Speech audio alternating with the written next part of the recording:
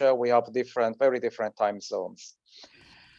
Welcome to the United Nations Day and the Taijimen case and freedom of belief. I'm Alessandro Amicarelli. I'm the chairman of the European Federation for Freedom of Belief, and I'm very honored to chair this webinar today, another meeting in a series on the Taijimen case. Today, we celebrate the United Nations Day. Why do we do so? Because today is the 76th anniversary of the enter into force of the Statute of the United Nations.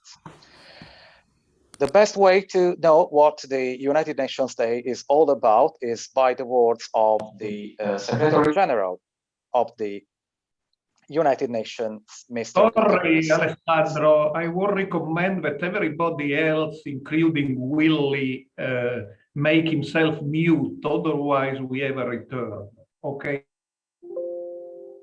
Okay, perfect. So we now have a short video of the Secretary General of the United Nations, Mr. Guterres, telling us about the United Nations Day. Please, let's go with the video.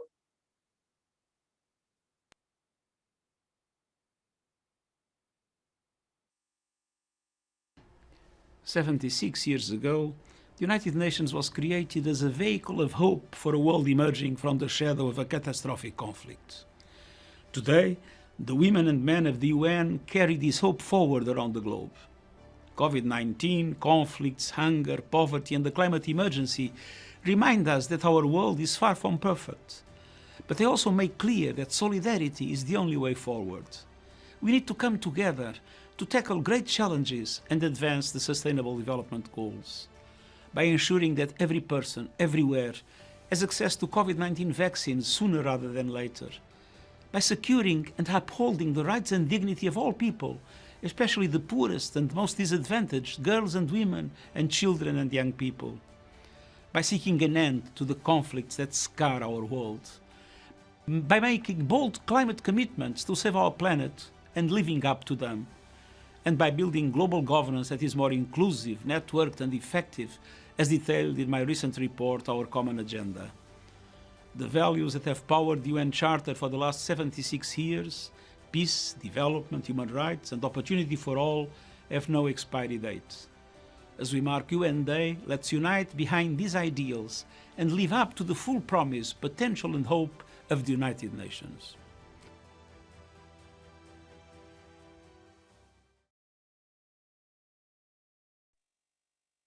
Yes, let's keep working together to foster the aims of the United Nations. That's the reason why we all are again today talking about the Taijimen case. Today we have a panel of experts, speakers. Then we have a video, a series of videos, and then we have a roundtable with witnesses from the Taijimen group and from outside the Taijimen group. First, we can start with the panel of experts. The first speaker is Mr. Thierry Valle. Mr. Thierry Valle is director of the Coordination of Associations and Individuals for the Freedom of Conscience, which is an NGO based in France and accredited at the United Nations. Mr. Thierry Valle is going to talk about the work of the United Nations in the field of freedom of religion and belief. Thierry, the floor is yours, please.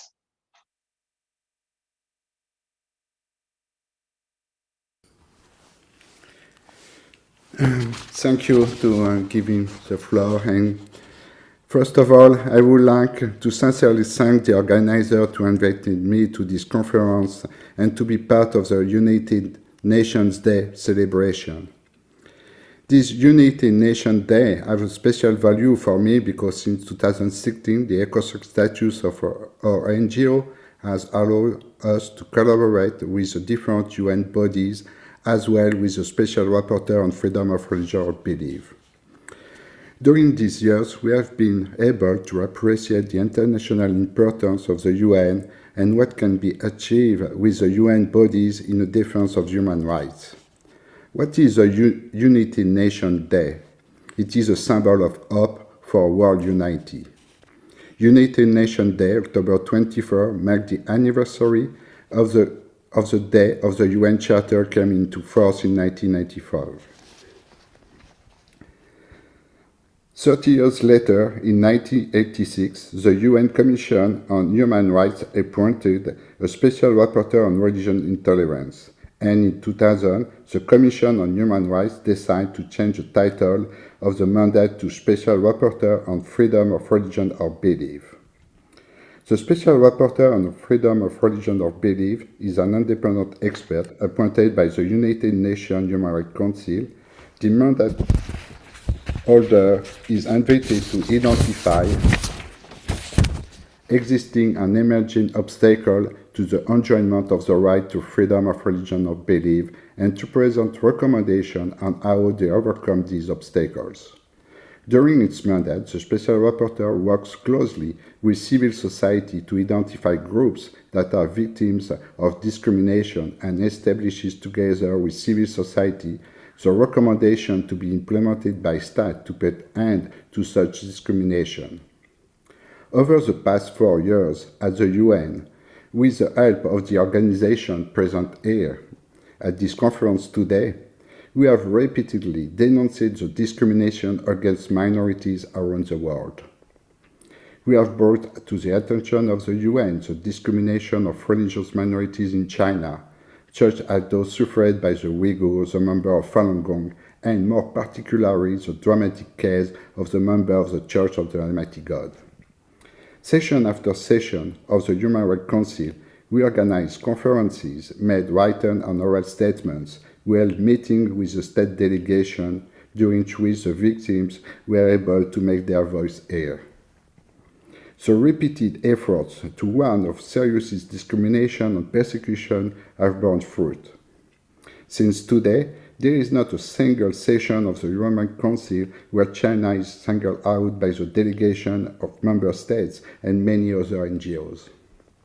Recently, the Special Rapporteur on Freedom of Religion joined with other Special Rapporteurs to issue a statement denouncing China's policy toward religious minorities. In this same period, we raised our voice to denounce the discrimination suffered by many other minorities without us, and all the organizations present help on this.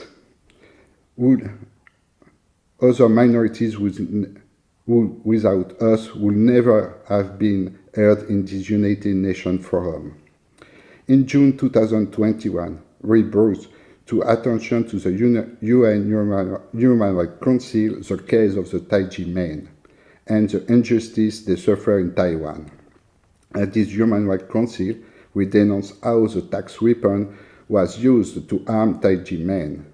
In this statement, we highlighted and denounced the unscrupulous means used by the Taiwanese government in its attempt to destroy the Taiji men movement.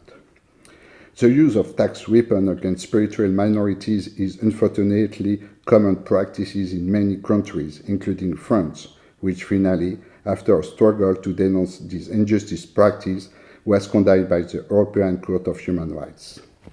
In September, at the 88th Human Rights Council session, we renewed our appeal for Taiji men. This time, we highlighted the confiscation of this Taiji men place of worship by the Taiwanese government. This is another form of discrimination, just as serious, because the spiritual community cannot exist without a place of worship. Today, the situation of the Taiji men can no longer be ignored in the world, and the Taiwanese government must allow the Taiji men to enjoy their property, their place of worship, and to make their contribution to world peace without worry. The UN mechanisms allow civil society to participate in the improvement of our society, and it is important to continue to speak out against the unfair treatment of Taiji men by the Taiwanese government. In 2009, Taiwan ratified the International Covenant on Civil and Political Rights, ICCPR, and the International Covenant on Economic, Social and Cultural Rights. The ICCPR guarantees fundamental rights for every citizen, as well as freedom of religion or belief. The signing of the International Covenant is of paramount importance, but there is still a step to be taken to implement and respect the commitments made when the covenant was ratified. The model proposed by the United Nations is a balance between these institutions, the member state, and civil society. In these three components that ensure that the fundamental purposes established in 1945 by the Charter remain at the heart of the United Nations.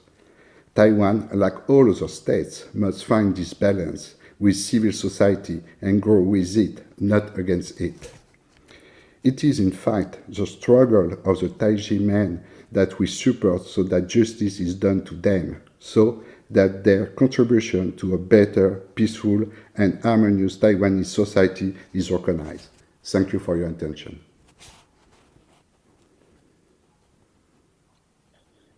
Thank you very much, Thierry. Thank you for your presentation and the points you raised today. Second speaker is Francesco Curto.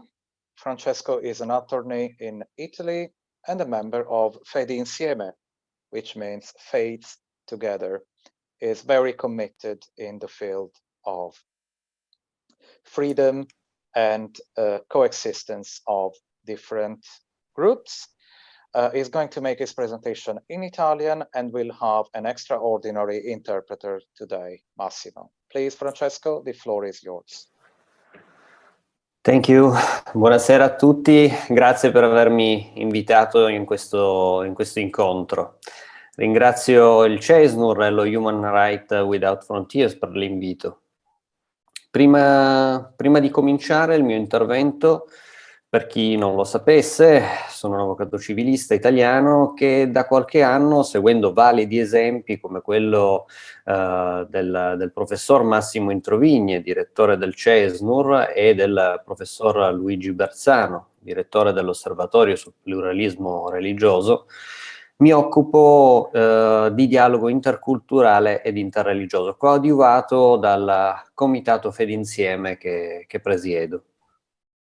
So thank you to CESNUR and Human Rights Without Frontiers for the invitation. And for those who don't know me, I'm an Italian civil lawyer from Torino, Italy, who for some years, following the good examples of Professor Massimo Introvigne of CESNUR and Professor Luigi Bersano, the director of the Observatory on Religious Pluralism, also deals with intercultural and interreligious dialogue through an organization called Fedinsieme, which means faith together.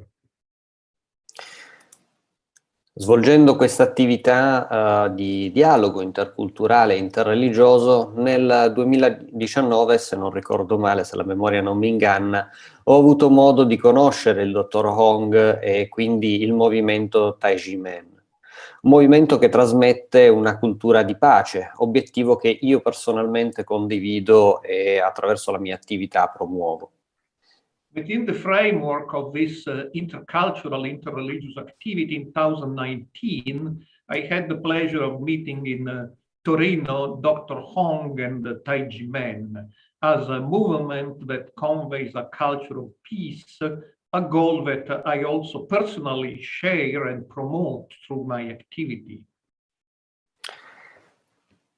Per entrare nel vivo del mio intervento, faccio una piccola premessa. Tutti noi sappiamo che l'ambito dello spirituale è una dimensione che non va trascurata e non può essere considerata in modo limitato.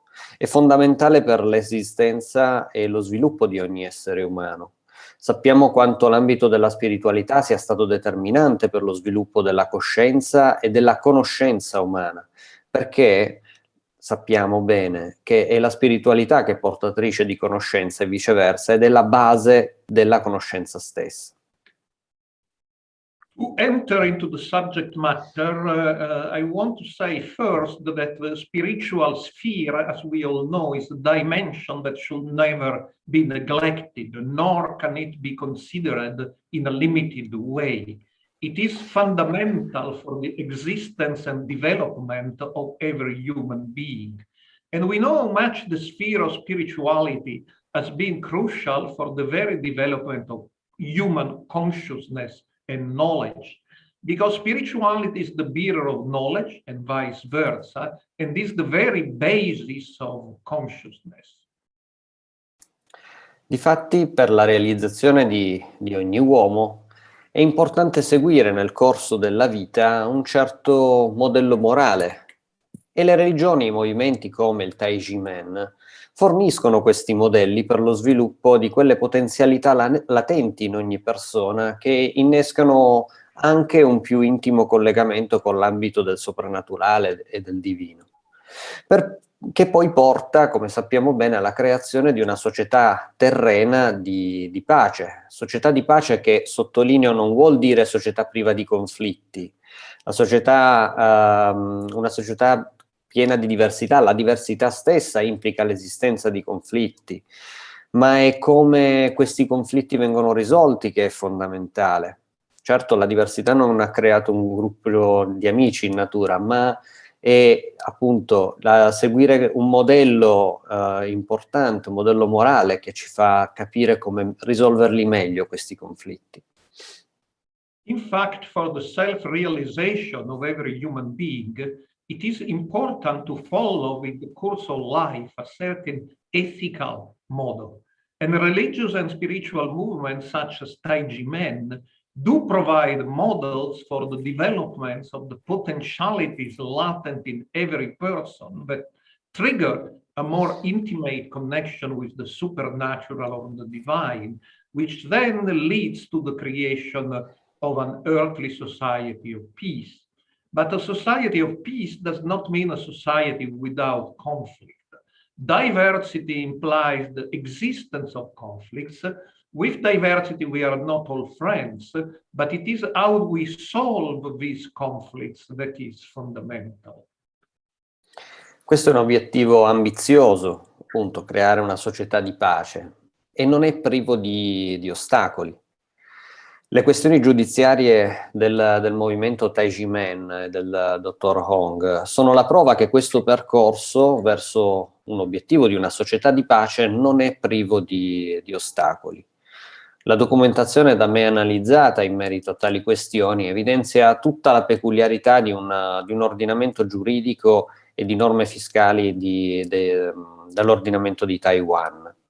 Ne emerge un paradosso, anzi, anche più, che credo sia stato ampiamente e più approfonditamente trattato da altri professionisti ben più importanti di me in altre e precedenti occasioni. Perciò non mi dilungherei nel descriverli, questi paradossi. Piuttosto vorrei evidenziare alcuni principi giuridici a cui le norme fiscali e l'ordinamento giuridico nel suo complesso dovrebbero essere rivolti a che la vicenda Taijimen e che nella vicenda Taijimen, scusate, pare non trovino applicazione. So creating a society of peace is an ambitious goal, and those who pursue ambitious goals always find obstacles. The legal case of Taijimen and Dr. Huang proves precisely that the path to a peaceful society is not without obstacles. The documents I have reviewed on the Taijimen case show to me some peculiarities of Taiwan's legal system and tax system. A paradox, or more than one, emerged, which I believe has been discussed extensively by other scholars who went more in depth than myself, so I will not dwell on it today, but rather I want to highlight some of the international legal principles, tax regulations, and the legal system as a whole should respect in all countries, and which in the Taijimen case did not seem to have been applied. In primo luogo cito il principio di uguaglianza, ossia quel principio in base al quale deve essere applicato lo stesso trattamento fiscale al verificarsi delle stesse condizioni e circostanze. Il caso Taijimen evidenzia come tale principio non abbia trovato applicazione. Infatti, se dal 1991 al 1996, ad eccezione del 1992, il denaro ottenuto dalle cosiddette buste rosse è stato considerato come donazione e quindi soggetto ad un certo regime fiscale, non si comprende il motivo per cui solo le buste rosse ricevute dal dottor Huang nel 1992 da parte dei suoi allievi debbano sottostare ad un diverso regime, venendo considerate come corresponsione di denaro per diversa finalità rispetto agli altri anni che ho appena citato. First of all, I would like to mention the principle of equality, i.e. the principle according to which if there are the same conditions and circumstances, then the same treatment should be applied. And this principle also applies to taxes. In the Taijimen case, this principle of equality was not applied. From 1991 to 1996, with the exception of 92, the money contained in so-called red envelopes was considered as a gift and therefore subject to a certain tax regime of exemption.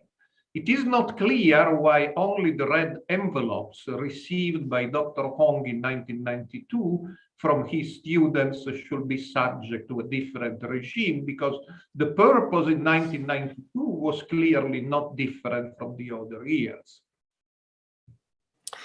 Si potrebbe affermare che vi possa essere una cosiddetta distorsione nella gestione della vicenda, ma in questo caso emergerebbe la non applicazione di un secondo principio, ossia la coerenza di un ordinamento giuridico. Anche questo un principio fondamentale. Coerenza significa che l'ordinamento, in quanto sistema, non tollera contraddizioni fra le parti, fra gli atti e fra le norme. In un sistema complesso come gli ordinamenti giuridici moderni è inevitabile che si formino delle contraddizioni, ma queste sono superate grazie all'applicazione di criteri volti a superare queste incongruenze. Criteri che ogni ordinamento giuridico predispone e che attiva nei casi come questo. Dalla lettura del caso Taijimen è indubbio che sussista un'incoerenza, ma tale incoerenza pare sia giustificata dall'NTB dall'inoppugnabilità di una sentenza della Suprema Corte amministrativa emessa nel 2006 che riguarda proprio le donazioni ricevute dal dottor Huang nel 1992. Ma tale sentenza si pone in contrasto con una successiva della Suprema Corte emessa nel 2007 che ha dichiarato il dottor Huang e il movimento Taijimen non colpevoli di evasione. Ergo, nel caso Taijimen si sono manifestate due contraddizioni.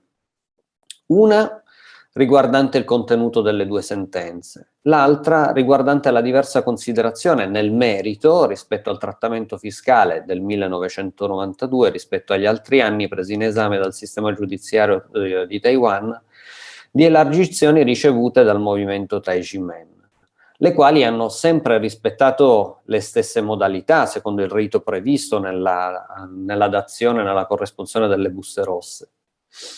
Inoltre, e poi concludo, il principio di uguaglianza che dicevo prima pare non essere minimamente stato considerato dall'NTB.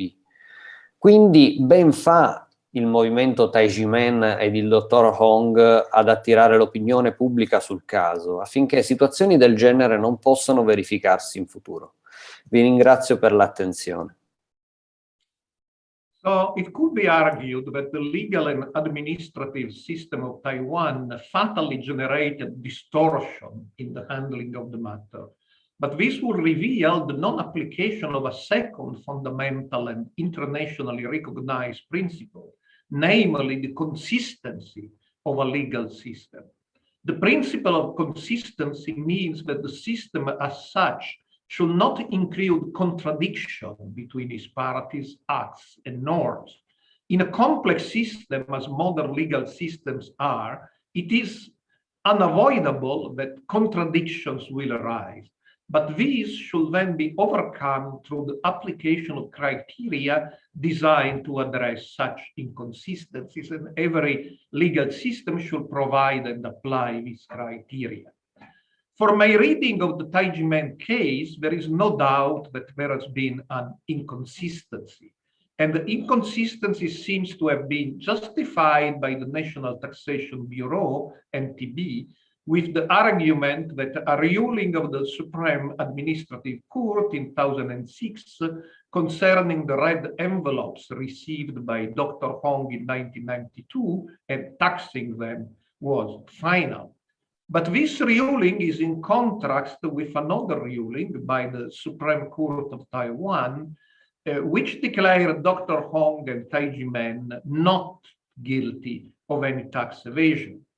This means that in the Taijimen case, not only one, but two contradictions emerge. The first contradiction is between the ruling by the Supreme Court, which clearly states there was no tax evasion in any year, and the ruling of the Supreme Administrative Court that found the tax evasion for the year 1992. And the second contradiction concerns the different consideration of the substance of the matter with respect to the tax treatment of gifts of 1992 compared to gifts of other years. In fact, the gifts received by Taijimen and Dr. Huang have always respected the same modalities based on a millennia-old tradition of relations between disciples and master. The principle of consistency, thus, was violated in the Taijimen case, just as the principle of equality has been violated as well. It is the reason why I commend and support the Taijimen movement and Dr. Huang. They do well to call on domestic and international public opinion to be aware of their case so that universal principle of laws will be respected and such unjust situations will not occur again in the future. Thank you. Thank you very much, Francesco. Thank you, Massimo. Now, before moving forward with the other two speakers in the panel, we have a video on the Zhubei incident and the police violence. So we will now watch the video and then move forward with the other speakers, please.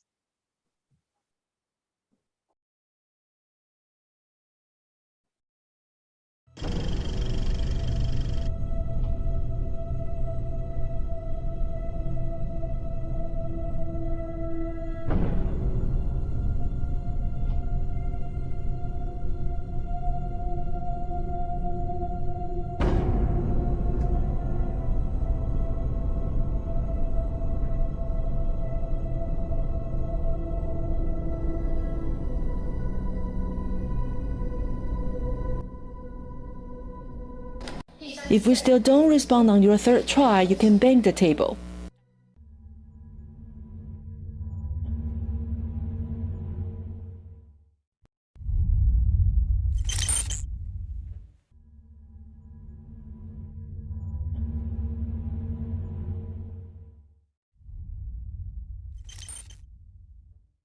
You just said that you're not a resident here, so you should leave. I live nearby. You still need to leave. I'm dealing with some issues here. I don't know who you are, but I can detain you. I'm not cooperating Do not with touch you. my It's what I colleague. wanted. Now we are by the roadside. There are so many cops. 1, 2, 3, 4, 5, 6, 7, 8, 9. There are 9 cops. Why? Right. Here comes another one. We are by the roadside. Why are there so many cops? Why? What on earth is happening now? We can get a little closer. Come on. Filming. I'm a good citizen. First time being stopped by a cop. He wanted to check my ID. Sir, come on. Let's see what he is holding. Why was he stopped by the police? I was just holding this. Film this. What's wrong with that? Do we violate any of your rights? But we are scared. What rights of yours am I violating? We are really scared. What rights of yours am I violating? Then We are we'll not choose an breaking older any one. laws here. Have we violated any laws? No, I have to look around once to find out.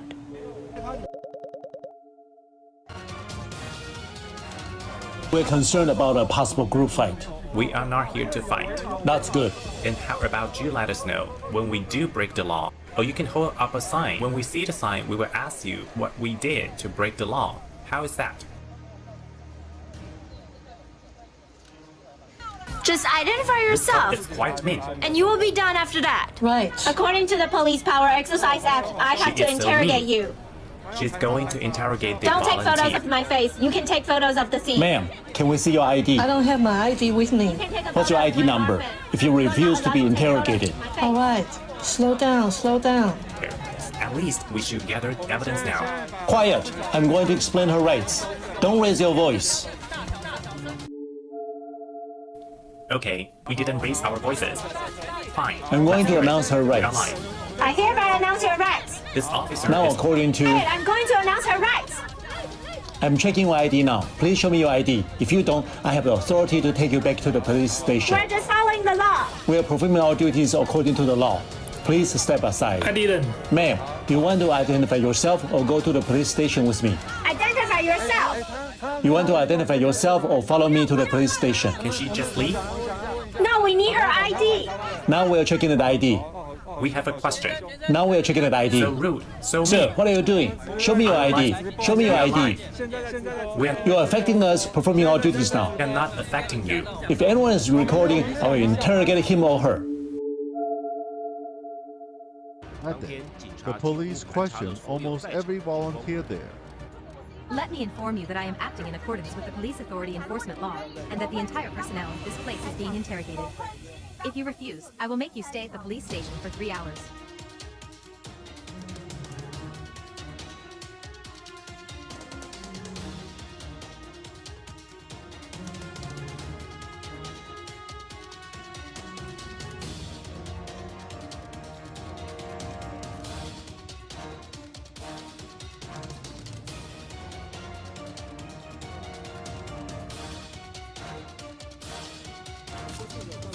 There is an accuser. So there is an accuser. What's the charge? What's the charge? Do I need to tell you? What's the Are you a charge? party concerned in this case? Can you put your cell phone away and not record? We're going to handle this case now. What is the charge pressed by Miss Li Guifen? It is her right to press charge, okay? Okay? She's within her rights. She can sue her for defamation. She can also sue her for intimidation. Why is she suing me? What? It is her right to know. Why is she suing me? I will let you know what you are charged with when I take a statement from you later, okay? When I arrest you, I will let you know. Don't worry. Can you not raise your voice? Cooperate with us. Take her.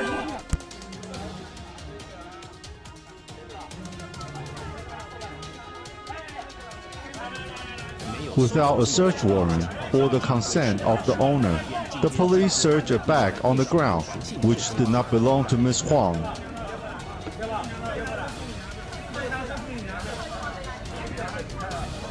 Finally, after searching for the sign, the officers forced a random sign into Miss Huang's hands and took her to the Liujia police station as a criminal without informing her of her charges.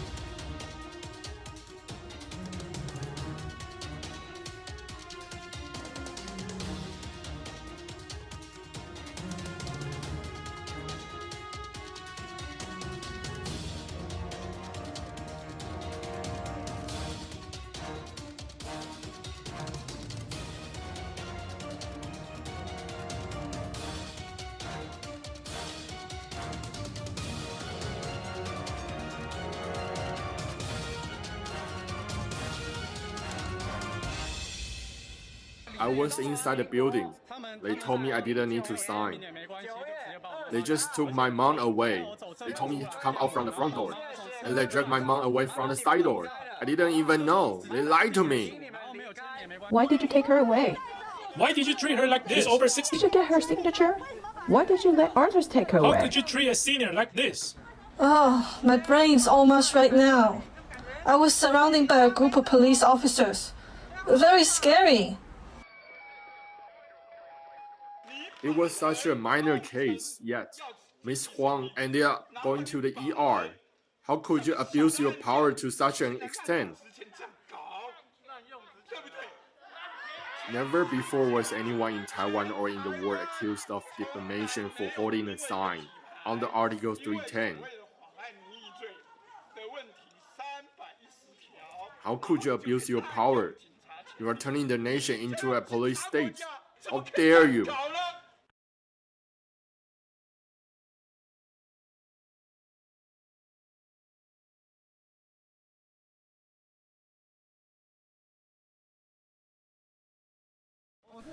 I am Thierry. I'm the head of the Zhubei branch here, so I'm speaking out and I accept the consequences. What is our problem? You cannot just go into someone's home. I just want to say that Taiwan is a democracy ruled by law. You cannot go to someone's house and hold a sign with a name. I said it again. You cannot go to someone's house. If someone reports a crime today, well, the police do whatever the person says, regardless of whether it is true or false. She claimed that her car window was slapped and that she was persecuted. A video must be presented to prove it. Wouldn't you watch such a video? Just because she is an enforcement officer, so there's no need to verify it?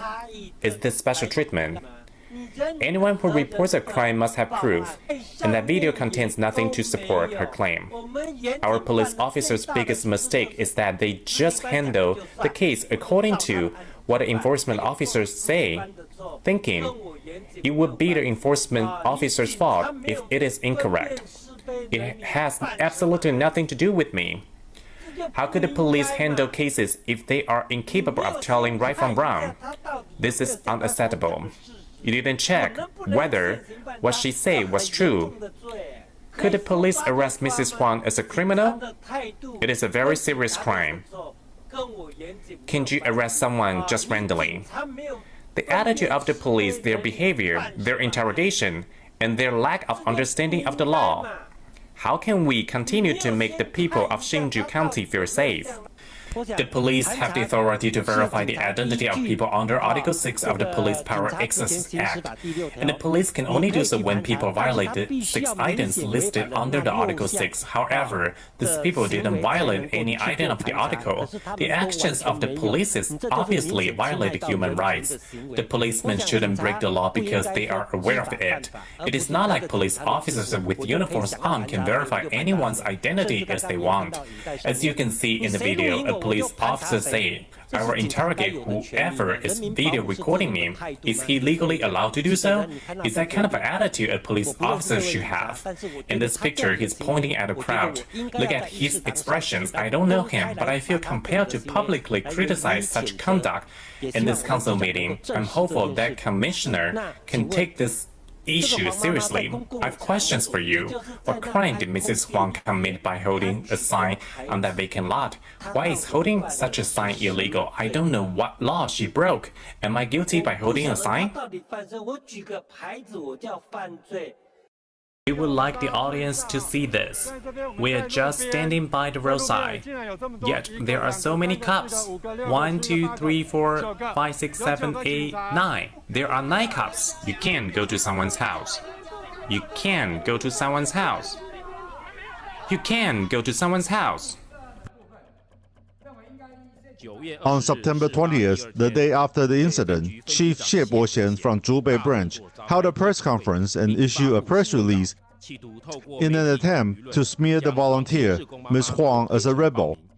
This clearly violated the administrative principle of law enforcement neutrality and seriously damaged the image of the police. On September 21st, the Administrative Enforcement Agency attempted to rationalize the illegal police arrest by issuing a press release claiming that when the enforcement officer arrived at work, the volunteers glared, abused, and even slapped the windows of her car, encircling the official car and obstructing the passage.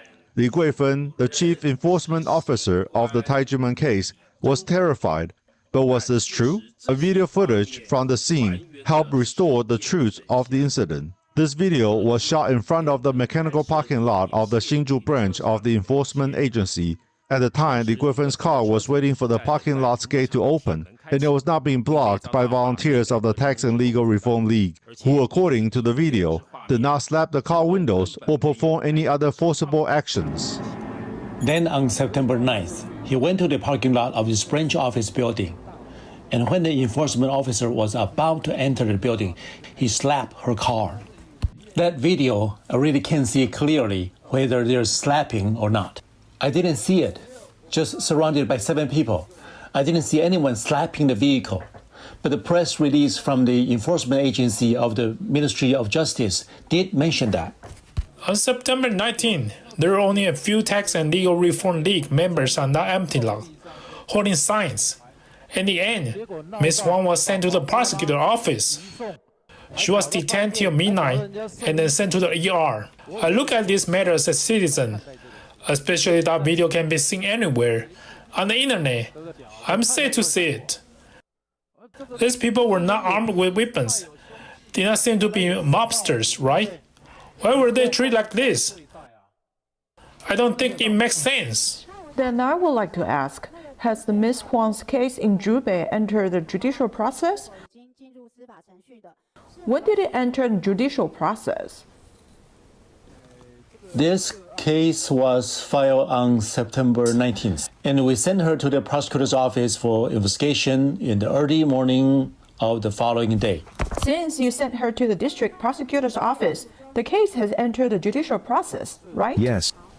Okay, then I would like to ask who issued this news release. It says September 20th, issued by the precinct of Zhubei, Hsinchu County Police Bureau? Yes. I'm just wondering, now that this case has gone through the judicial process, how could the Zhubei branch issue such a press release? You stated that the legal process began on September 19th, so why did the police issue this press release on September 20th? This is a serious issue.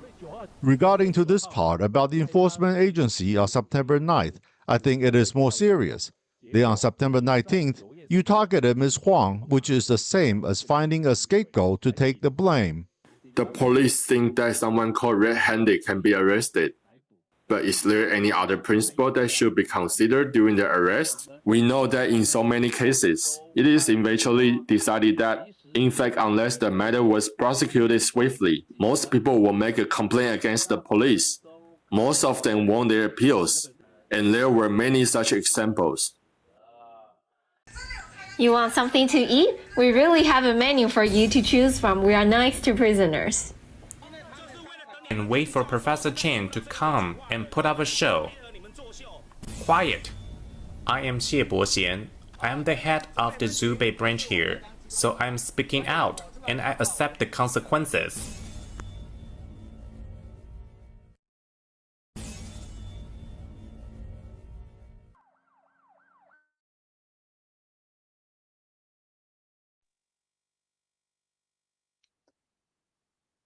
Thank you. Very moving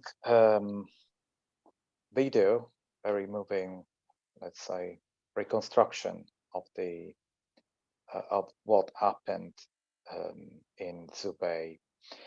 We can now move forward with the other speakers in the panel of this first session. And the next speaker is Massimo Introvigne. He doesn't need to be introduced. He's founder of CESNUR, editor-in-chief of Bitterwinter, and many other things it does. Massimo, the floor is yours. Thank you, Alessandro. And we celebrate today United Nations Day. So I believe it's appropriate to reflect on an aspect of the activities of the United Nations that has been frequently mentioned in the Taijiman case, and that's transitional justice. Transitional means that justice should be administered when a country transitions from a non-democratic regime where abuses of human rights have been perpetrated to democracy. And justice means a duty to investigate and rectify past abuses, indemnify the victims and punish the abusers. People who go to Taiwan and rightfully compare it favorably with less democratic regimes in the area forget often that Taiwan has not always been a democracy. Until 1987, it was under a regime of martial law and massive violations of human rights were committed. Even after 1987, a post-authoritarian phase continued, as evidenced by the 1996 politically motivated crackdown on religious and spiritual movements, including Taijimen. And indeed, the transitional justice was one of the main electoral promises of current President Tsai Ing-wen.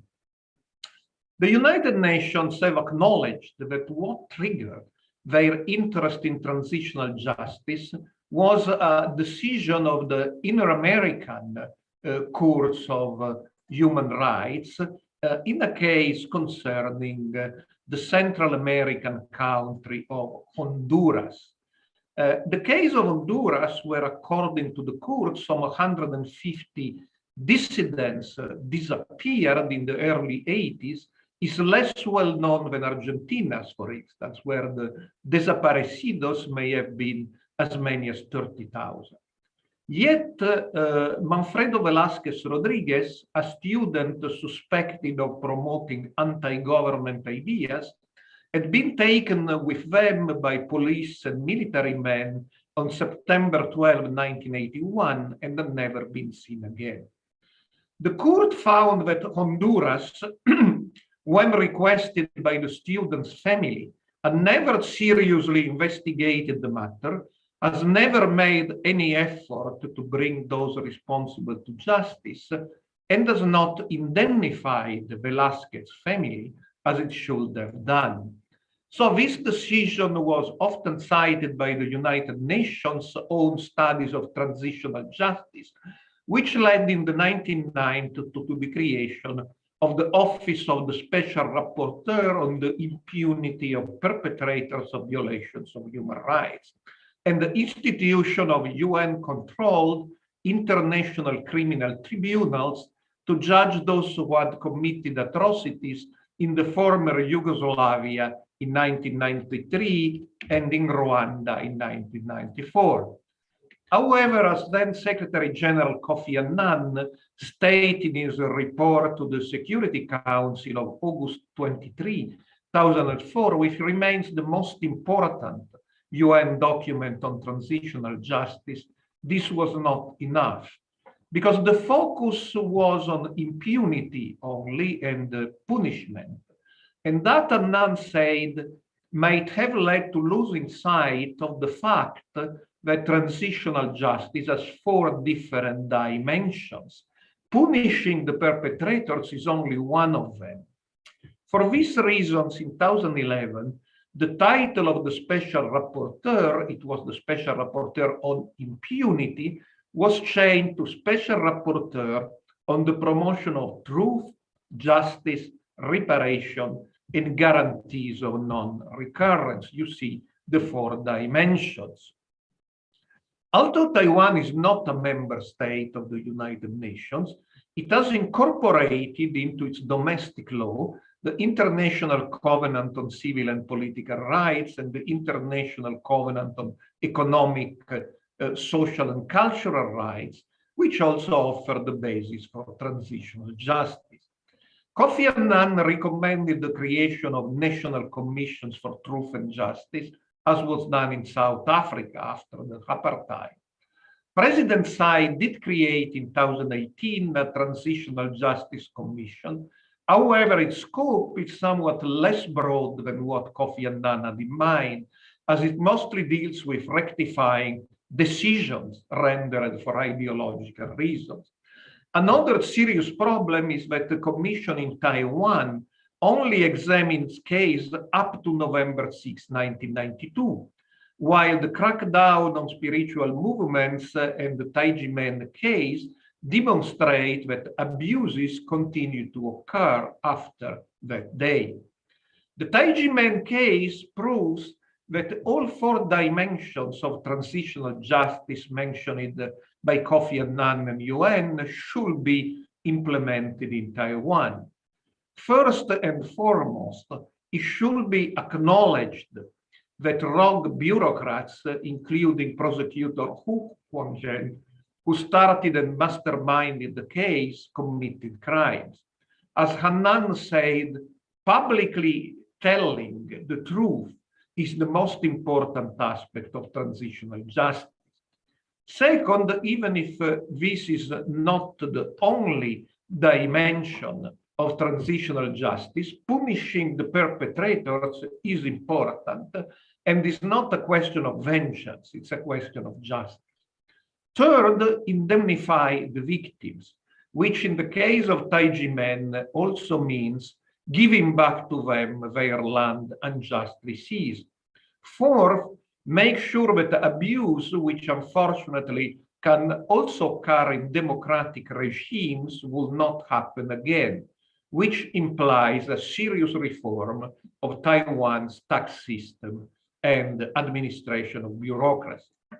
I believe that we as a community of international scholars and human rights activists who have studied the Taiji men case should now raise our voices and make these 4 requests based on the 4 dimensions of transitional justice as applied to Taiwan, our own.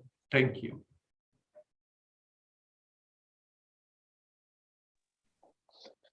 Thank you very much, Massimo, for your remarks and comments. We can now move on with the next speaker, Mr. Willy Fautré, Director and co-founder of Human Rights Without Frontiers, a renowned NGO based in Brussels.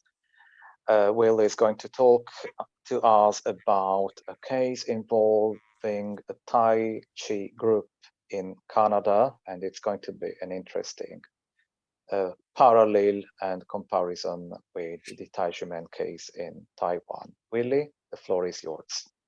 Thank you very much for this introduction. And as you said, today I will compare the treatment of Taoist Tai Chi centers by the Canadian judiciary and the treatment of Taiji men in Taiwan.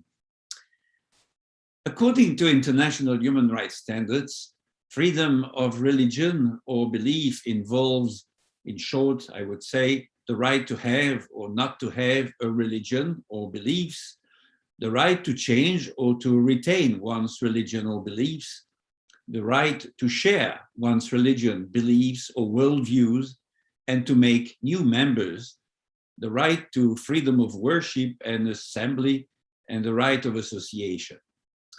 Many democratic countries have understood that religious and belief groups can contribute to the well-being of their citizens and of their societies, and have granted them some financial advantages in terms, for example, of tax exemption.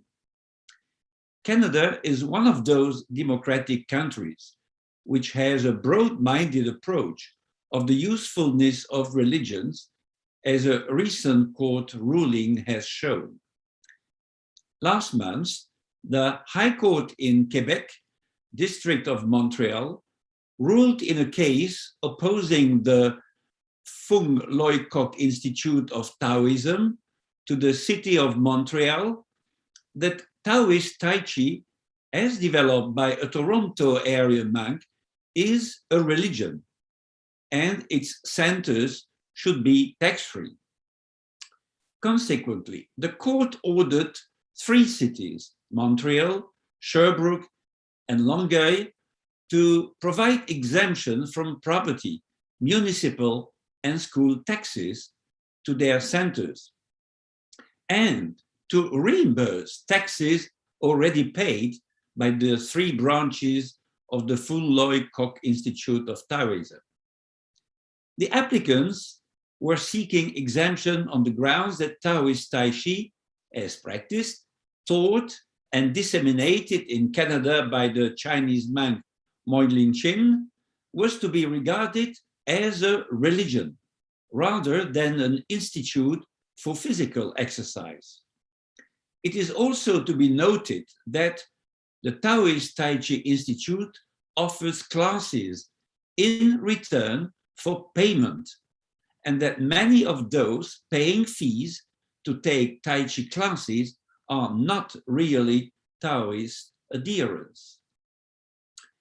Concerning the religious character of the objects of the Taoism Institute, it's good to be noted that these are these objects officially recorded in the bylaws. First, to establish, maintain, conduct Taoist temples and shrines following the teachings of the Taoist religion, and to carry on the teachings and practices of the Taoist religion. Second, to conduct public or private meetings of a religious nature, such as religious services. Third, to establish, maintain, and conduct classes on Taoist philosophy and religion and related subjects for the education of the general public.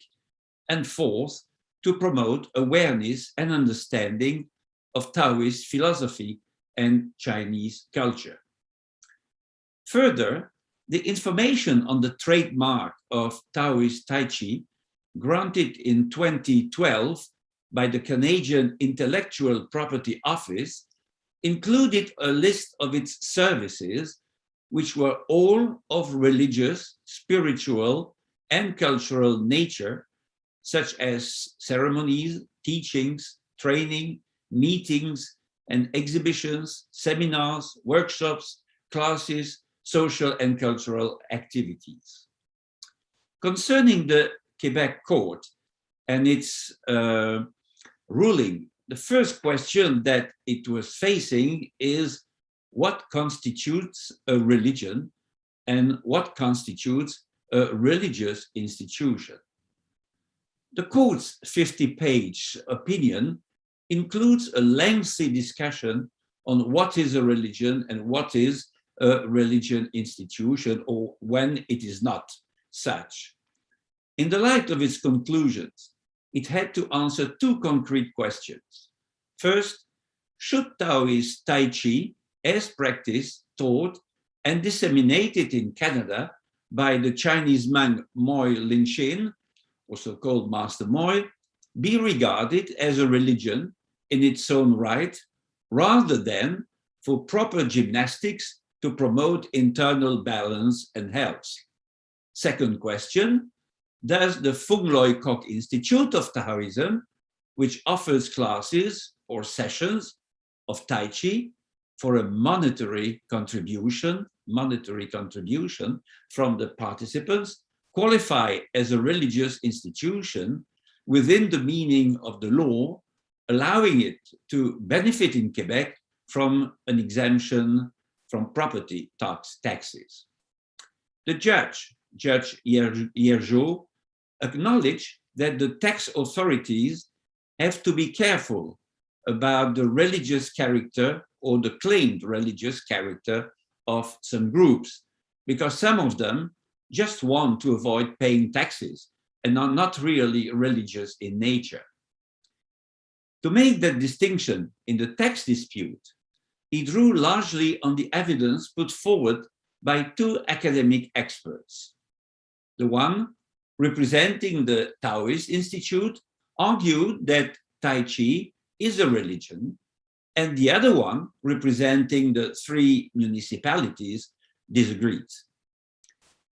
Members of major monotheistic faiths, such as Judaism and Islam, study texts like the Torah and the Quran. The Taoists pursue their beliefs through bodily activity, such as rituals and meditation, according to Institute's expert, Canadian Professor James Miller of China's Kunshan University. As to the three cities expert, Professor Frédéric Castel of the University of Quebec at Montreal argued that the Institute is not a religion, because it lacks a community of worshippers with shared beliefs. Most of the people who attend the centers are there for physical exercise, do not pursue Taoism, the city's expert told the court. While the Institute reports around 2,000 members in Quebec, the latest census data indicates that only 280 people in the province identify as Taoists.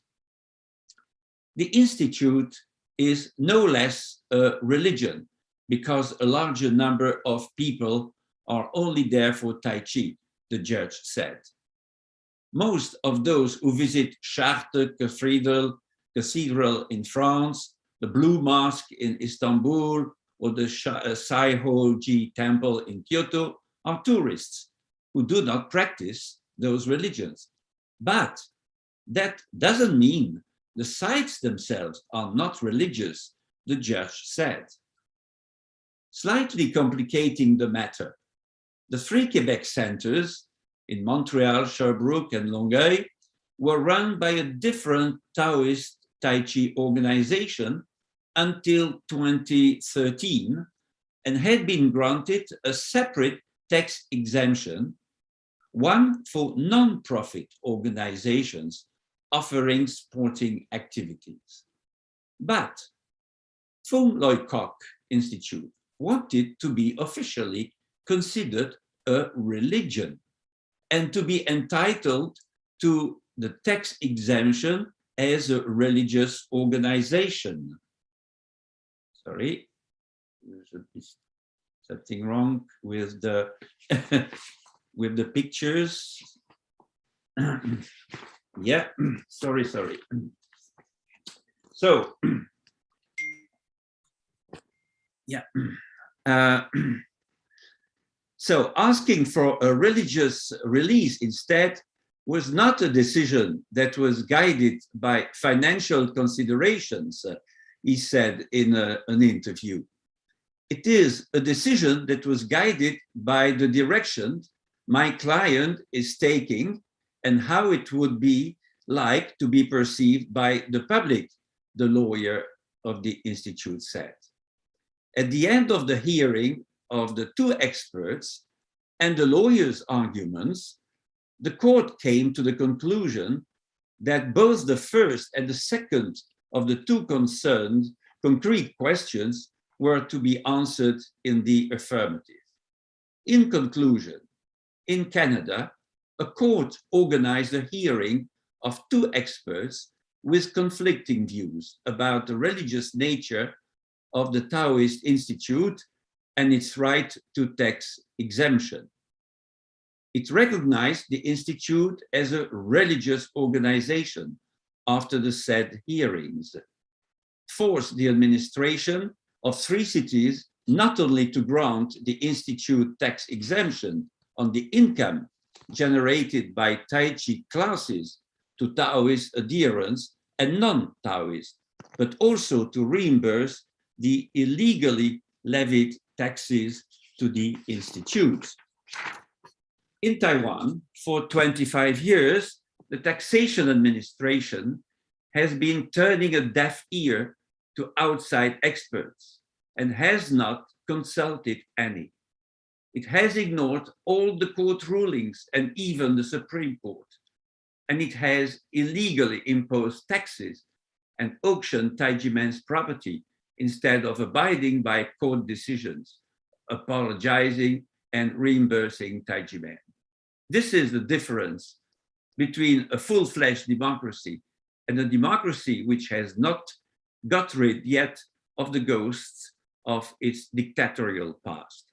Thank you for your attention.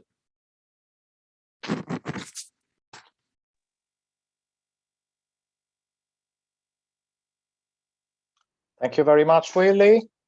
And it's now my pleasure to give the floor to Marco Respinti, director in charge of Bitter Winter magazine, who will be chairing the second session of today's webinar. Marco, the floor is yours. Thank you so much, Alex.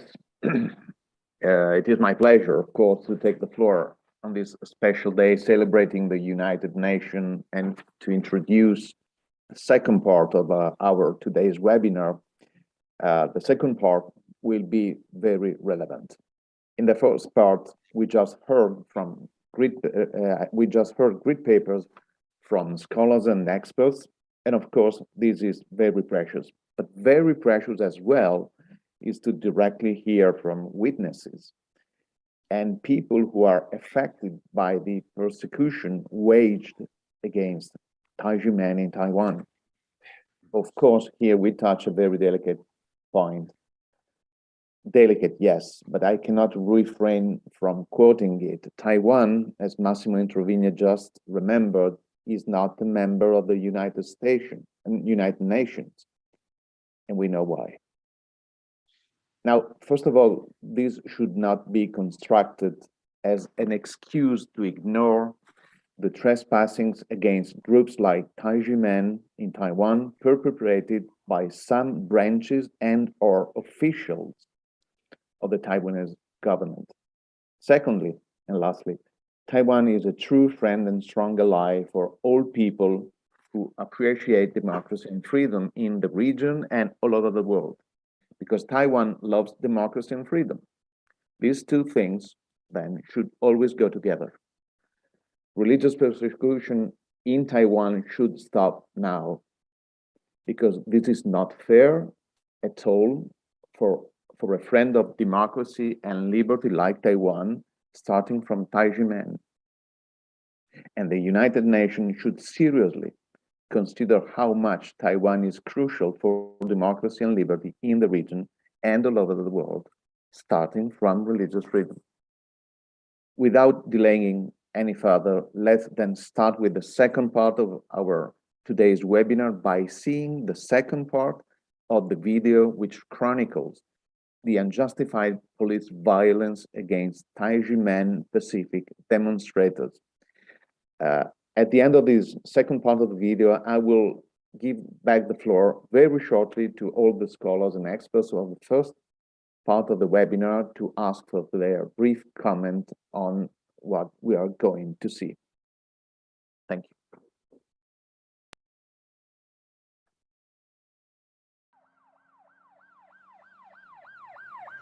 Hey bro, where's your ID? This is terrible, it's too sinister. Yeah? Is it okay to raise the placard? I don't know the details, but please don't. Yeah, why? There are no higher ranking officials here to show their concerns about you guys. What kind of injustice is it? Because the case seems to have lasted a long time, but recently you... In 2007, Taiji man was found not guilty of tax evasion or any other charges. But now the government still robs the people of their property. If you continue to refuse to cooperate, I'll have to summon the police to come over. Just check your identity, okay? So what exactly did she do? Yeah? I've just told you, sir. May I know where you come from? No. We're going to call the cops and take us back, or else. You all have guns. You said that we have guns. It's a matter of proportionality. We just want to verify your identity, and if we hold the guns against you... Just because the president is coming, why do you treat us this way? I'm looking at the president, can't I? We just want to know who you are. No, sir. Because you're the one with public authority. I'm scared. I just brought my children here. Have I done anything wrong? Why can't we citizens going? Why can't we? What happened here? Nothing, we're just checking identities. So what has she done? Nothing, just because this was a restricted area, we need to check her identity.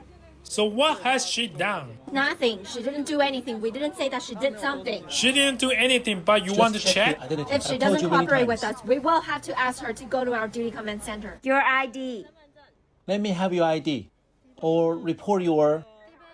Miss, we are performing our duties according to the law. We're not harassing you. According to the law, what law did I break? Please tell me. Couldn't we get inside? Why can't we citizens get inside? Why? Why are you limiting my right? Nothing. I We didn't arrest by you. finished checking. So where are you going? Our land has been seized. What else can we do? Was taken away. What would you do if your home was seized? Your What? We agree. So why are you checking our identities? I've told you we are volunteers of Tax and Legal Reform League. You wanted to check my ID card the minute you arrived here. It is outrageous in this time and age. Just because the president is coming, you treat us this way? We have already been interrogated by you 2 or 3 times. You see, we were stopped by you because we wanted to see the president.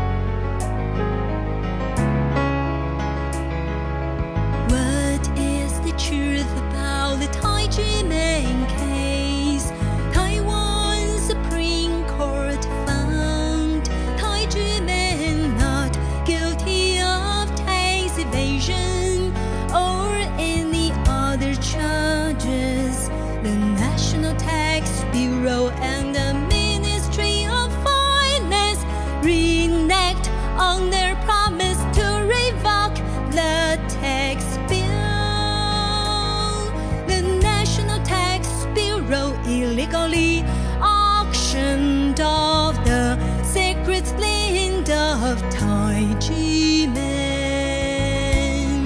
The land was illegally taken into state ownership.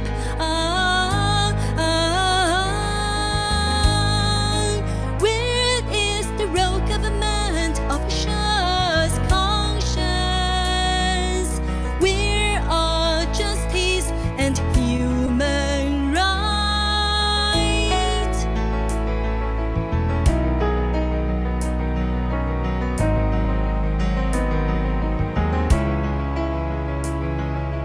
What is the truth about the Taiwan case? Taiwan Supreme Court found Taiwan not guilty of tax evasion or any other charges. The National Tax Bureau and the Ministry of Finance reneged on their promise to revoke the tax bill. The National Tax Bureau illegally auctioned off the sacred land of Taiwan.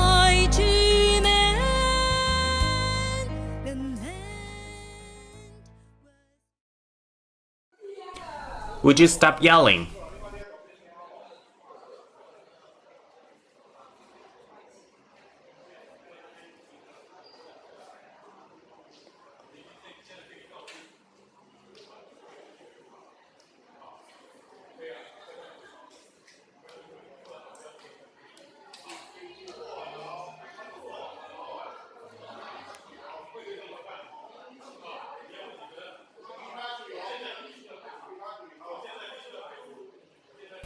Now we ask you to leave.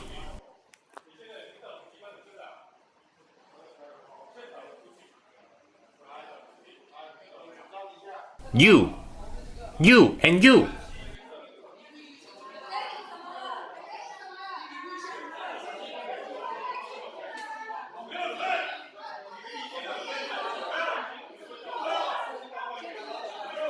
You pushed him. I didn't push.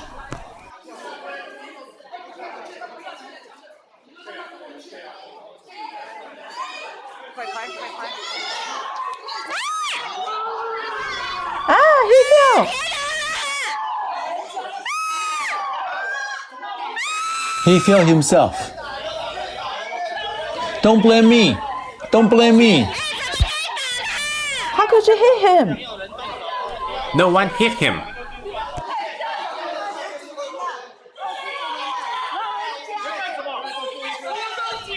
How could you hit him? Call an ambulance. Why won't they call? Why won't they call? This is unbelievable.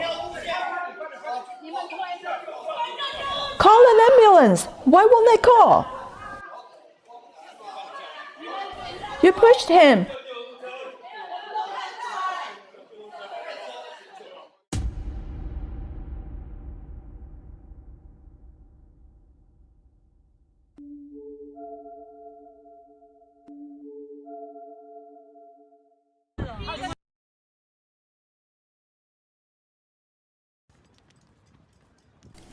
Revoke Global illegal action. Global support for Global Taiji support for Taiji man. Revoke the illegal auction for Taiji man.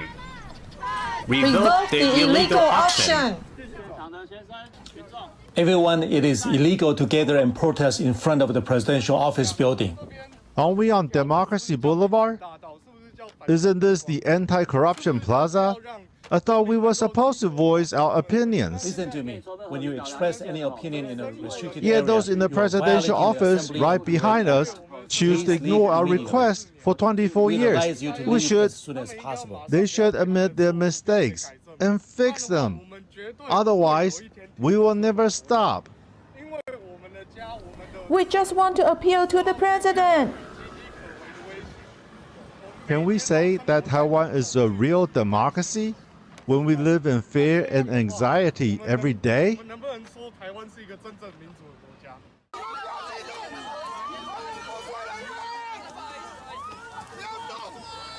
We want taxpayers' rights.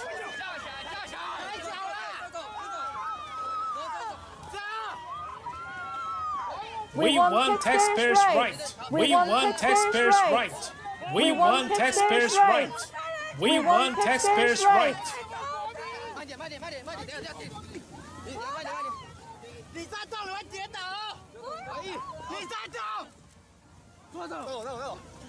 True tax and legal reform. Save Taiwan with conscience. True tax and legal reform. Save Taiwan with conscience. Save Taiwan with conscience. True tax and legal reform. Save Taiwan with conscience. Save Taiwan with conscience. True tax and legal reform. Save Taiwan with conscience. Save Taiwan with conscience. True tax and legal reform. True tax and legal reform. Save Taiwan with conscience. We love our country. Can you let go of your hands now?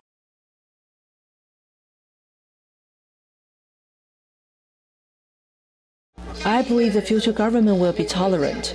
If we don't hear you the first time, you can raise your voice. If we don't hear you the second time, you can raise your voice even more. If we don't respond the third time, you can bang the table.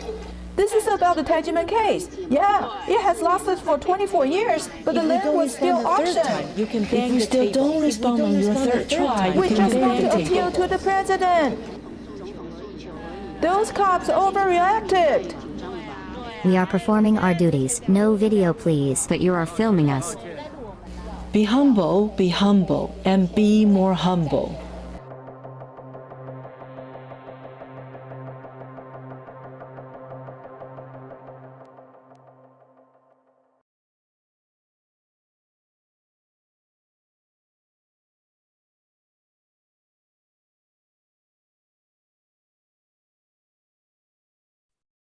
We're going back live.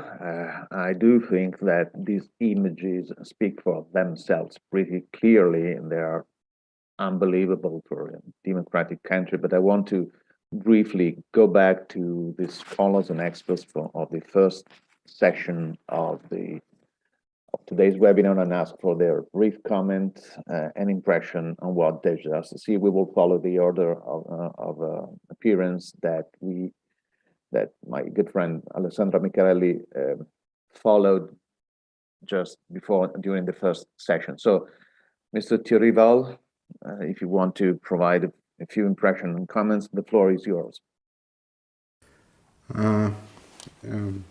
Thank you. It's very hard to take the floor after such pictures. And as we are today celebrating the United Nations Day and the Charter, I will just recall to the Taiwanese government 2 points of this charter. The first is to maintain international peace and security, and to that end to take effective collective measures for the prevention and removal of threat to the peace, and for the suppression of acts of aggression or other breaches of the peace, and to bring about a peaceful means, and in conformity with the principle of justice and international law, adjustment and settlement of international disputes or situations which might lead to a breach of peace. So it looks like we have to continue to raise our voice at the United Nations and Taiwanese government should take in consideration this charter and to work among the peace, and that Taijimen can be in peace and live in peace.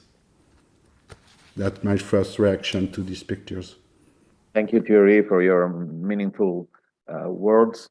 Francesco Curto, if you want to, Mr. Francesco Curto, if you want to just add your impression to what you just see, we can easily translate you if you want to do your comments in Italian.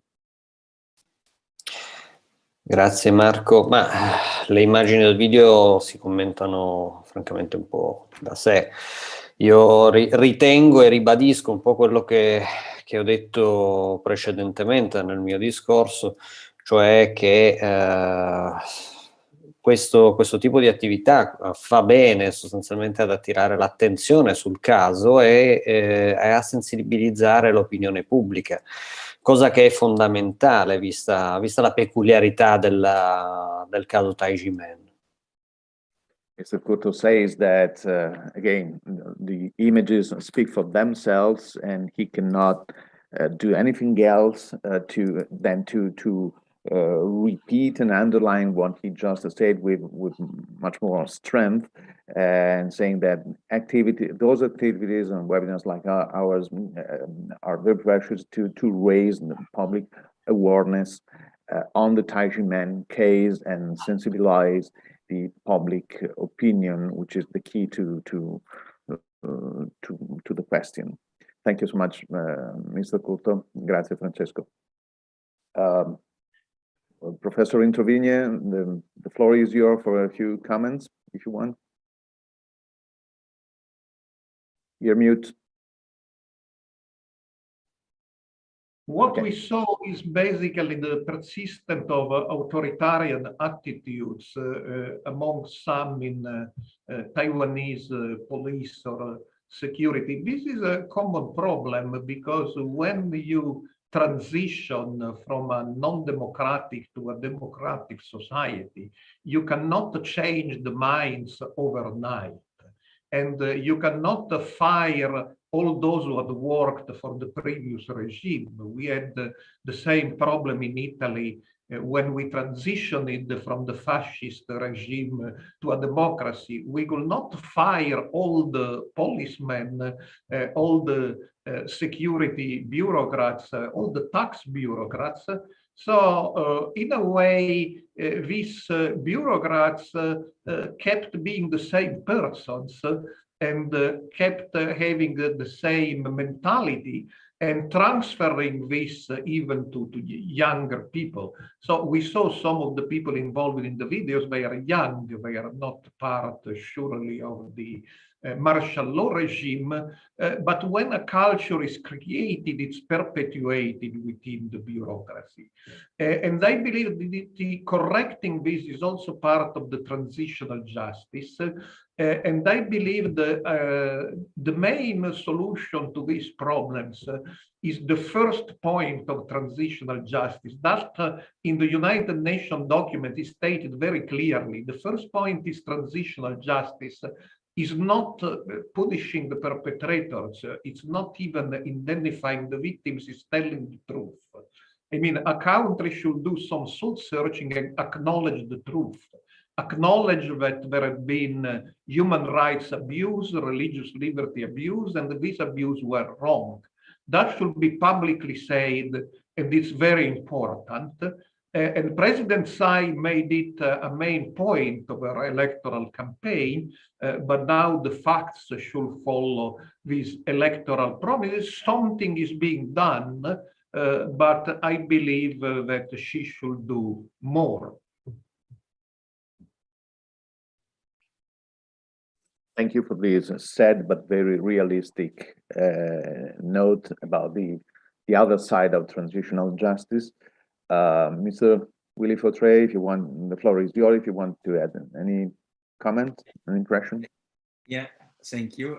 A lot has already been said, and I agree to everything that was raised. But it's really shocking to see how peaceful demonstrators just claiming justice, just fighting for their fundamental rights were treated by the police in Taiwan. It is an unacceptable behavior that should not remain unpunished.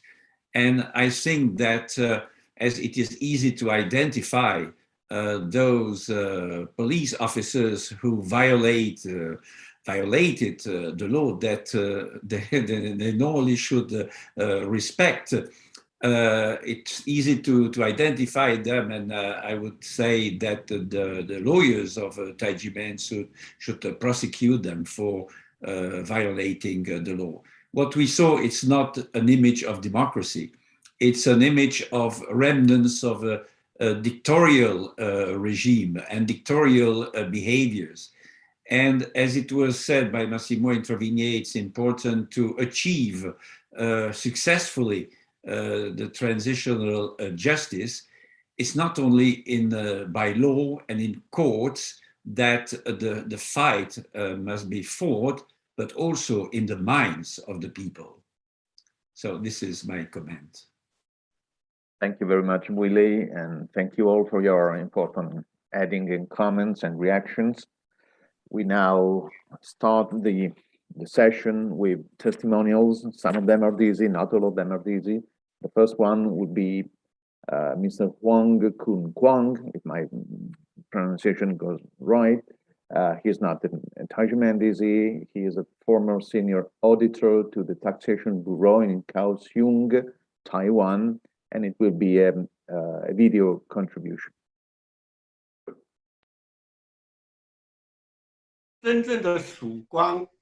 Taxation by law is the indicator of equity and justice of a nation. Check and remedy mechanism is the momentum of progressive society. A few days ago, I noticed the inquiry of a legislator on the case of embezzlement of 160 million drug money by an investigator. Director of Investigation Bureau replied, "We have to trim branches of a tree from time to time to avoid rotten trunks." I think the Director of Investigation Bureau and the legislator deserve credit. Even though I don't know their names. They are real heroes in democracy and rule of law. A department head exposed the internal problems of Investigation Bureau. This is the proof of transitional justice. Investigation Bureau was part of the intelligence system and did not answer to laws. We can see now the bureaus has turned into a law enforcement agency and changed public opinions about it. This is a successful story of transition. Our government bureaucracy is modeled after the system in Ming Dynasty. But the modern democracy is modeled after American system. American people are not afraid of FBI, but IRS. People know they did not commit any crimes. But they are not sure if they have violated tax codes. I have a lot of sympathy for Mr. Xi, seeing his testimony before death. He regrets his cooperation with Investigation Bureau to provide unlawful testimony for taxation. Taiji Men was taxed unjustly. Their properties were illegally seized. This has violated provisions of law and due process. People's rights to life, work and property have been violated. It is a disgrace in our democracy. The officers and lawmakers should be ashamed. I also would like to report that political purge and religious persecution are banned in modern democracy. Even Communist Party and all types of religion can lawfully register with government nowadays. It's completely against modern rule of law to discriminate or even persecute any faith. In the past and now, domestic or international, faith has never been a factor in tax. But Taiji Men was taxed unjustly. They were framed, set up and even destroyed based on untrue allegations. All these wrongful indictments come from a wrongdoing prosecutor and facilitated by corrupt tax agents. I don't know who should be responsible for the investigation of Taiji Men case. It's odd that such violations of law and abusive administration system persist with no remedy. The case casts doubt on Taiwan's democracy. The longer the case persists, the worse reputation of our democratic system and more suspicions people have about viability of the system. This is not good and this is not right. The fourth point I would like to make is taxation is based on income-generating economic activities. The computation of tax has to comply with tax code and accounting regulations. Taiji Men is not a cram school. Red envelope is not subject to tax according to 1.17 of Article 4 of Tax Code. So there is no issue with any tax recognition, let alone tax computation. Taiji Men case and the case in my book are called Tax 228 disasters. In both cases, taxpayers do not have income from economic activities, but were assessed heavy taxes from pseudo-incomes. Taiji men is fabricated by prosecutor. The other case is made up by tax agent. I noticed that quite a number of public accountants attending this seminar. That's good, as accountant is supposed to be familiar with tax codes. I heard comments 30 years ago that doctors save the nation, lawyers govern the nation and accountants administer the nation, thanks to their professional training and skill sets. I also would like to stress that tax agents receive professional training as well. They are also bounded by strict ethic codes. Their administration of tax codes must be ethical and professional and put the interests of taxpayers ahead of the interests of the nation. The Taiji Men case shows us exactly the opposite of tax code and professional conducts of tax agents. The case is derived from a young, aggressive and ambitious prosecutor who likes enjoying the spotlight of media. Taiji Men case and many other cases in my book are all derived from the alleged income claimed by tax agent. But the income is not in existence. Prosecutor with little tax knowledge conducts investigation is a serious problem in tax assessment. I would like to offer some recommendations from my personal experiences, hoping to avoid repetition of same mistakes. First of all, tax agents have to be educated the spirit of taxation by law. The tax authority should have in place a mechanism to detect and correct mistakes. The external accountant can play a role as well. They should insist on detailed explanations from tax agents. They can refer the case in dispute to the internal auditors, control yuan or even taxpayer protection officers. I believe all these will help. Now is the internet age. We have a lot of social medias. So we should insist in fighting for our own rights. We can ask transparency and accountability from tax agents. The trails of fight for taxpayers' rights should be disclosed, shared, documented and encouraged. The most important is to enhance public awareness and the awakening of tax agents. Thank you all.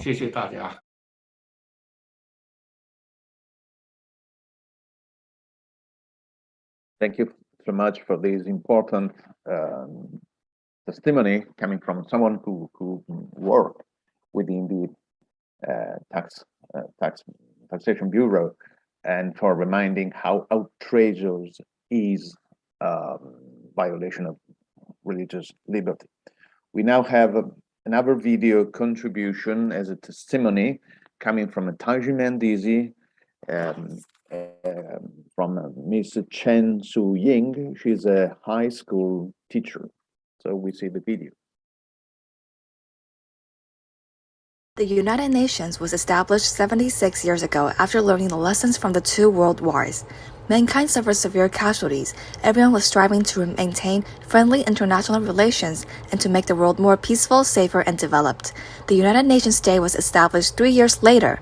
Every year on this important day, we can remind each other of the original intention of establishing the UN. However, a world war does not start between countries, but from the hearts of each of us and from individual envy, greed, and resentment. All these gradually become the power competition between people and conflicts of interest between countries. Let me give you an example of a high school student. Why do I do this? In fact, school is the epitome of society, and it is also full of power struggles.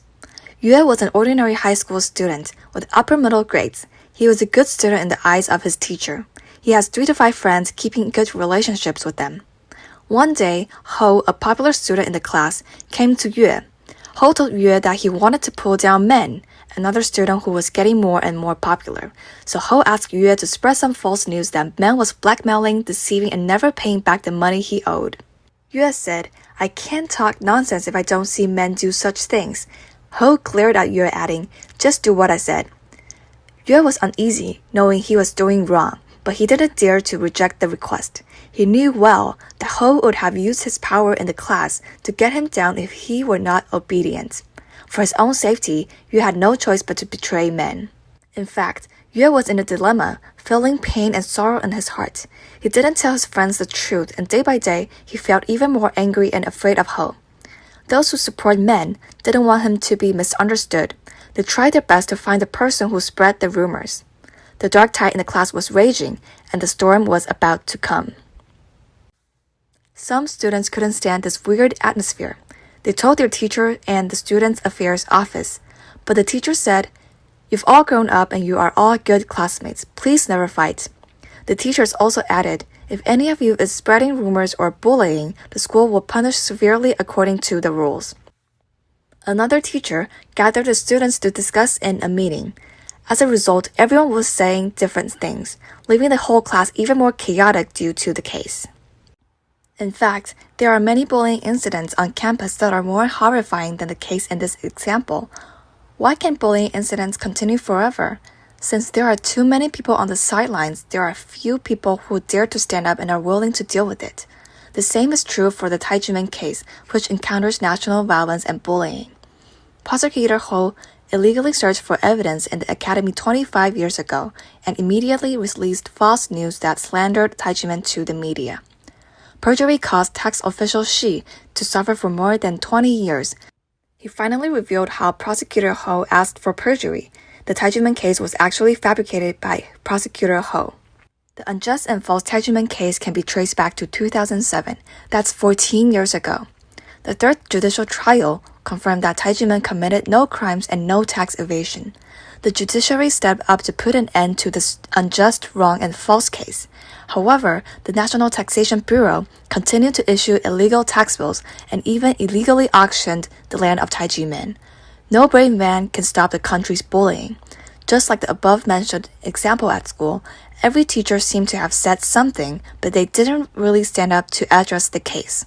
Therefore, the students in the class were all injured mentally, and they also saw the attitude of escaping and safeguarding for oneself.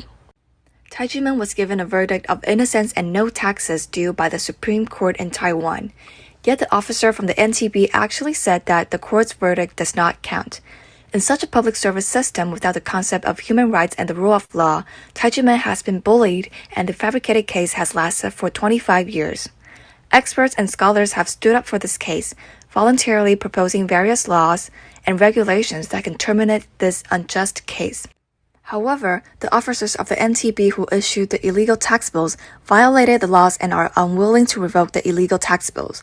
Only the NTB can lead to the collapse of the rule of law in this country. To all powerful authorities of Taiwan, what attitudes have you demonstrated to the public and the youths? In fact, each of us is like the student Yue.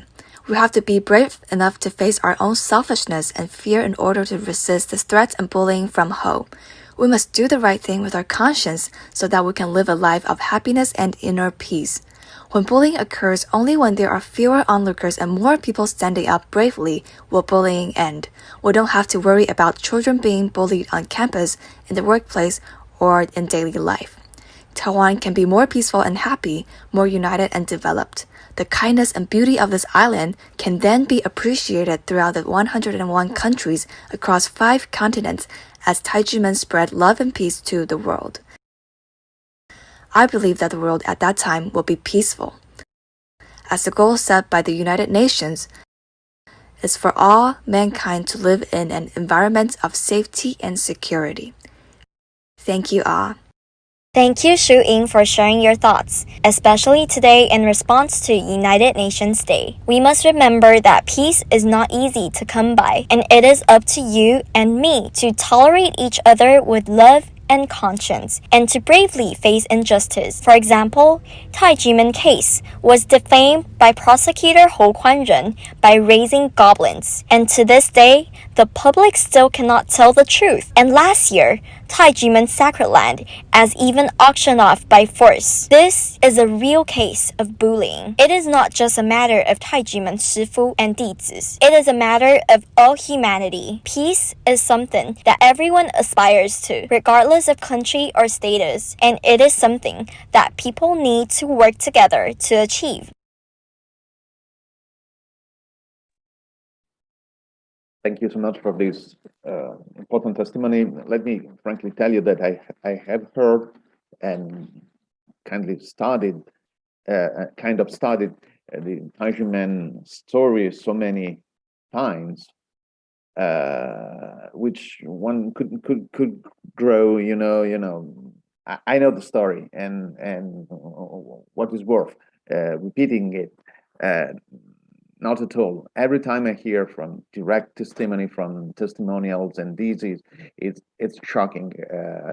It's of course the same story because nothing changes, but this is the point. This is horrible, and this is the value of Miss Chen Sun-Ying testimony that we just heard. Our third testimonial is Mr. David Chang. He is based in Japan. He's a Taiwan Dizi. He's an advisor in the manufacturing technical support field. Mr. David Chang, the floor is yours. Thank you. Yes. Hello, everyone. I'm David Chang from Japan. I was explaining recently really the vocation of less in power is to make sure that every citizen can live in and working in peace and happiness. Hereby, attachment has helped our family a lot. Our whole family is very lucky to have a chance to know about Dr. Huang and the Taiwan family. We have been practicing Taiwan Qigong to stay healthy in 1983. We sincerely followed the ancient ceremony and become Taiwan Dizi. The red envelope we present to Dr. Huang, our Sifu, it means master, our appreciation gift. Dr. Huang teach us manager our temper polity, to be grateful, to conform to the laws, and to be good world citizens. By doing self-cultivation and helpfulness and appreciation have been in good control. I have been working in Japan for many years, and my parents are living in Taiwan. Taiwan brothers and sisters at the same age as my parents are taking care of my parents, so I don't have to worry about them and can give full attention to my work in Japan. But unfortunately, on 19 December 1996, prosecutor Kun-Kuang let lots of people, let up police office with weapons to search Taiwan Qigong Academy and the house of some Taiwan Dizi, and then unlawfully detained Dr. Huang for 4 months. What prosecutor Huang did has caused us lots of troubles. My parents were forced to stay at home and were not able to go to Taiwan anymore. They were accused by relatives and friends as well. As a result, my mother suffered from depression, and then it turned into dementia. The most distressing thing is for my old father was to watch his wife suffer from physical and mental pain.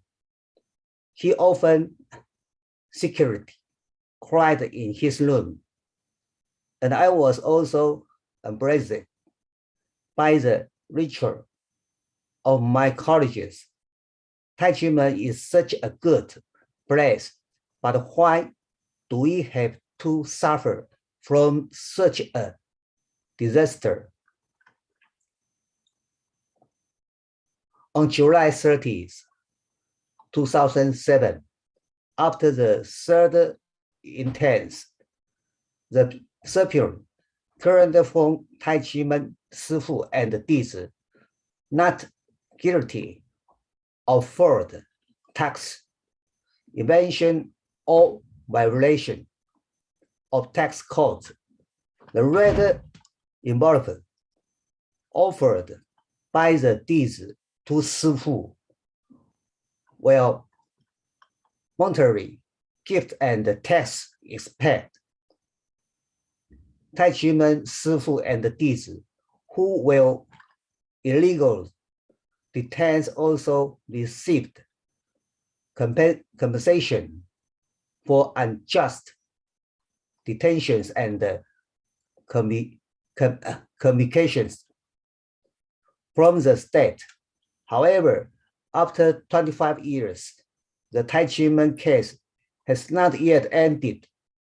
In 2020, after the Administrative Enforcement Agency forwarded to auction the Taichimen land twice illegal, let the land to confiscate by the government. According to statistics from the Administrative Enforcement Agency, every year Taiwan has new case of enforcement due to arrears of tax. There were 1.9 million cases in 2001 and 14.31 million cases in 2020. In the announcement of the result of the cumulative tax amount of NT dollar 550 billion by the Administrative Enforcement Agency of the Ministry of Justice, they openly showed their pride in this amount on June 21, 2021. It was calculated the cumulative tax amount over the year had exceeded NT 600 billion. This appearing tax amount have actually caused numerous primary treasury tax collect receive bonuses from levying taxation, and there have been disputes that some tax collectors abuse their power in order to get bonuses. In 2004, former legislator Li Zhuyu and other 163 legislators made a joint proposal, and the legislative Yang passed the third reading to abolish the tax inspection bonus. Later, the Ministry of Finance Security rearranged a yearly budget for tax reward of more than new Taiwan dollar 100 million under the guise of unfounded internal operating point, which template of tax official to earn bonus. This bonus system brings harm to people and ourselves, and even to entire country. Taichimen has been invited by Taiwan and the countries in the world many times to participate in various celebrations. Taichimen has held more than 3,000 characters exchanged so far, and has been prized by the head of state in Taiwan. aboard and from all world of life. President Tsai Ing-wen said, Tai-Chi-men travel around the world, promote dispatch for Taiwan, and enhance Taiwan's international visibility. She hopes that in the future, Tai-Chi-men can work together with the government to exert its good influence, which will allow Taiwan to continue to progress and develop, and to be recognized in the world.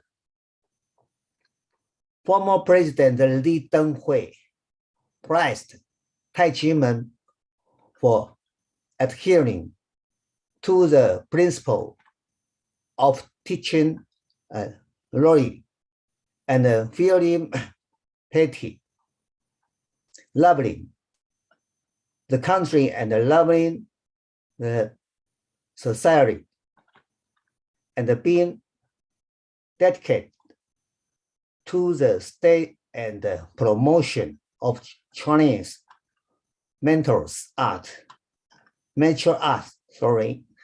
Tai-Chi-men has made outstanding contribution to passion on the traditional culture and establishing a more social atmosphere. Every time I see Tai-Chi-men, I see variety, warmth, and love. Former President Ma Ying-jeou admires the compassionate sentiment of Dr. Feng Tai-Chi-men Sifu. He hoped that Tai-Chi-men upheld this principle, shined everywhere in the world, introduced Taiwan to the world, and brought the world to Taiwan. Although I have worked in Japan for many years, I still love my motherland, Taiwan, when I saw the fact that my Sifu, his wife, and the Tai-Chi-men brothers and sisters have suffered human rights persecution for 25 years, and the Tai-Chi-men scared land was confiscated. Tai-Chi-men Dizi cannot practice Qigong with peace of mind. I left heartbroken, and what I could only do was to ask international help. Therefore, I reported to the Taiwan Economic and Cultural Representative Office in Japan about the persecution of the Tai-Chi-men Sifu and Dizi in Taiwan, and the illegal action of Tai-Chi-men's scarred land. After that, I suddenly received a request from the Japanese authorities to check my money flows. I'm just an ordinary office worker, and I don't have a large amount of money flows. After I report it to the relation Japanese agency, they expressed its gratitude to me for working hard during the COVID-19 pandemic, and encouraged me to continue to contribute to Japan's economic development. They sent me strength and praising the attitude of the Japanese government toward me is totally different from the attitude of Taiwan illegal tax officials and the unreasonable attitude of the trading the people as Darius and Paris.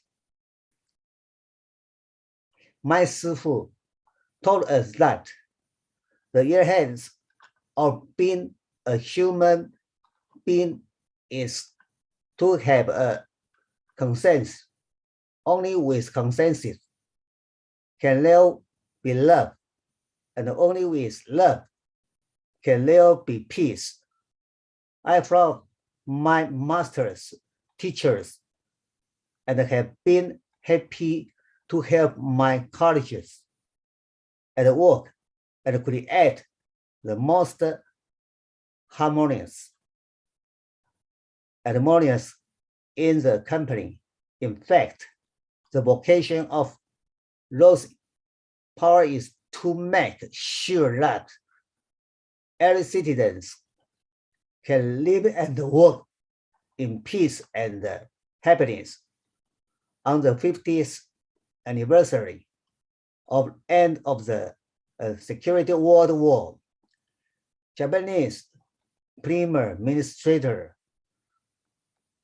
Tomiichi Munayama issued the statement of the project and expressed Japanese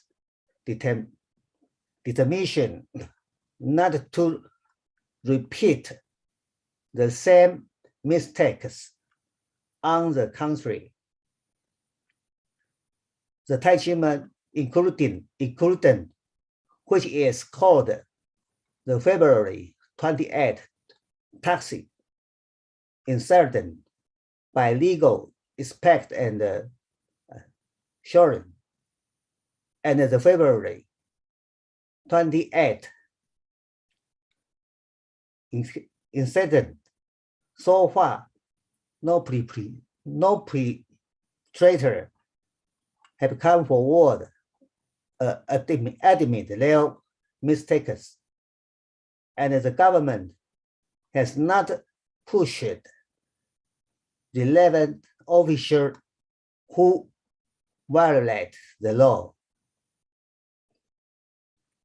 I want to call on the Taiwan's government to take the initiative to resolve the Taiwan case as soon as possible and return the Taiwan's scarred land.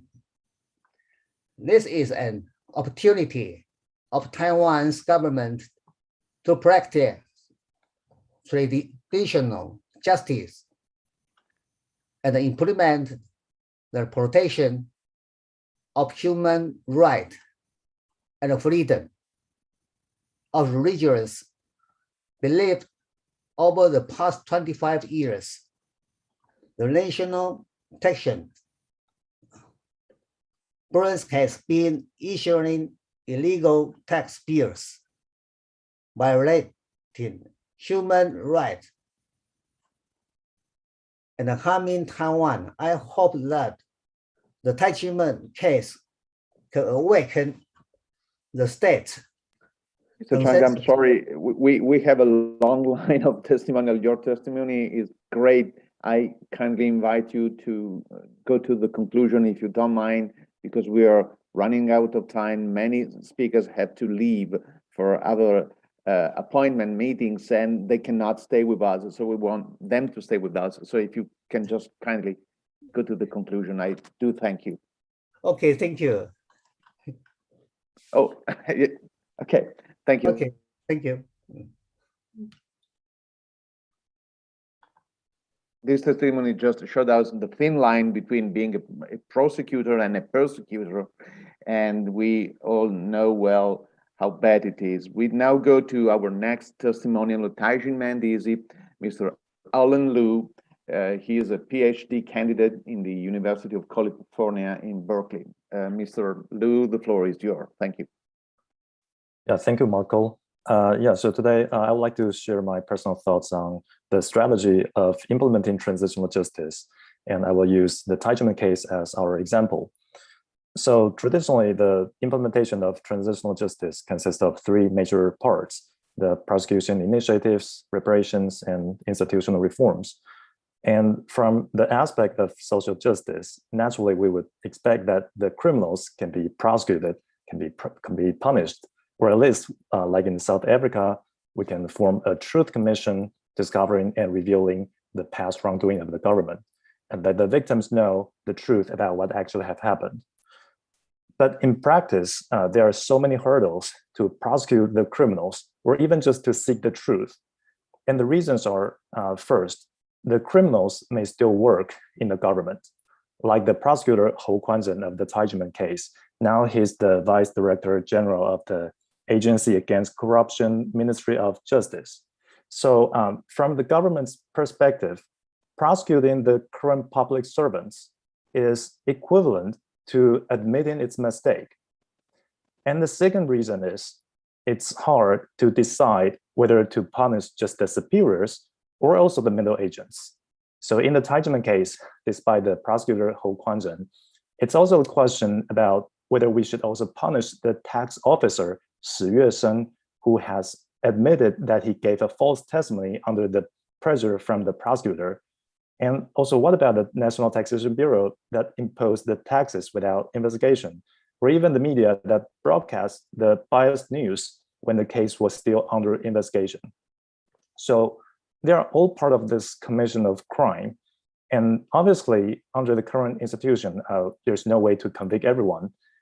And the truth is, back in the 90s, being obedient or collaborative was the way the government agents protected themselves under that political situation. So prosecuting the criminals may satisfy our anticipation for justice, but it involves too many people. And so it's very common for the attempt of transitional justice to get stuck just at the first step. But on the contrary, giving reparation to victims is much less controversial. So in Taiwan, the Memorial Foundation of February 28th identifies the victims and their loss during the February 28th incident and gives victims reparation. And also after the third trial of the Taiwan case, all the victims got the compensations for the wrongful convictions. We know it's not an ideal world that the people pay for the government's mistakes, with the criminals being unpunished, but it is a partial compromise in transitional justice. Also, preventing the similar incidents in the future is just as crucial. And as we understand, including the Taiwan case, governments using tax as a means to persecute religious groups is common nowadays around the world. So reforming the institutes to avoid the governments from abusing its power is just as urgent in transitional justice. So the former president of Poland, like Wallace, has stated in a personal meeting that we should first focus on giving reparation to victims, and secondly, on reforming the institute. And strategically, this is an effective way of preventing transitional justice from getting stuck in the first step. And in our example, after handling the Taiwan case, the prosecutor Ho has been outlined with 8 major violations of law by the Control Yuan. And the Control Yuan has even issued requests to the Ministry of Justice to punish the prosecutor.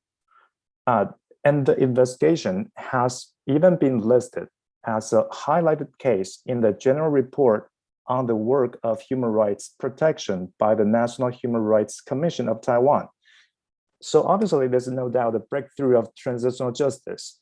However, the Ministry of Justice used administrative tactics to protect Prosecutor Ho from receiving any punishment. And by doing so, it even promoted him as their Vice Director General. And this doesn't make sense. Even if the criminals do not receive any punishments, they should not be promoted. Otherwise, it could be misinterpreted as encouraging the bureaucrats to abuse their power to make their own benefits. So the Taiwanese government is obviously being contradictory on the way to transitional justice. So based on Wallace's theory, rectifying the current mistakes, returning the confiscated land of Taijimen, giving reparation, and initiating a thorough institutional reform that prevents the National Taxation Bureau abusing its power should be the very first few steps to reveal justice at this stage. So to summarize, in order to prevent religious persecution from happening again, we should re-educate government agents on human rights, on respecting the people, and on following the rule of law. Respecting the rule of law is the key to make justice manifest. And finally, we prosecute the criminals. So during the process of transitional justice, the victims make their contribution by sacrificing themselves to draw attention from the society and improvements to our democratic country. The purpose of transitional justice is to stop violating human rights and fundamentally solve the human rights problem. Prevention of future human rights violation incident is also an urgent issue. However, only by purging and sweeping the corruption away can bring us a new institute, and only that can make Taiwan a better place, a real country of rule of law. Okay, so that's my sharing. Thank you very much. Thank you very much, Mr. Liu, for reminding us the key role that civil society has in also re-educating the political class. It's very important and very much forgotten, but this is this is how a civil society should work. We now have our next testimonial, Ms. Jenny Hsiung. She's a Taijimen Dizi, an educator within the elementary education system in California. Mr. Hsiung, the floor is yours.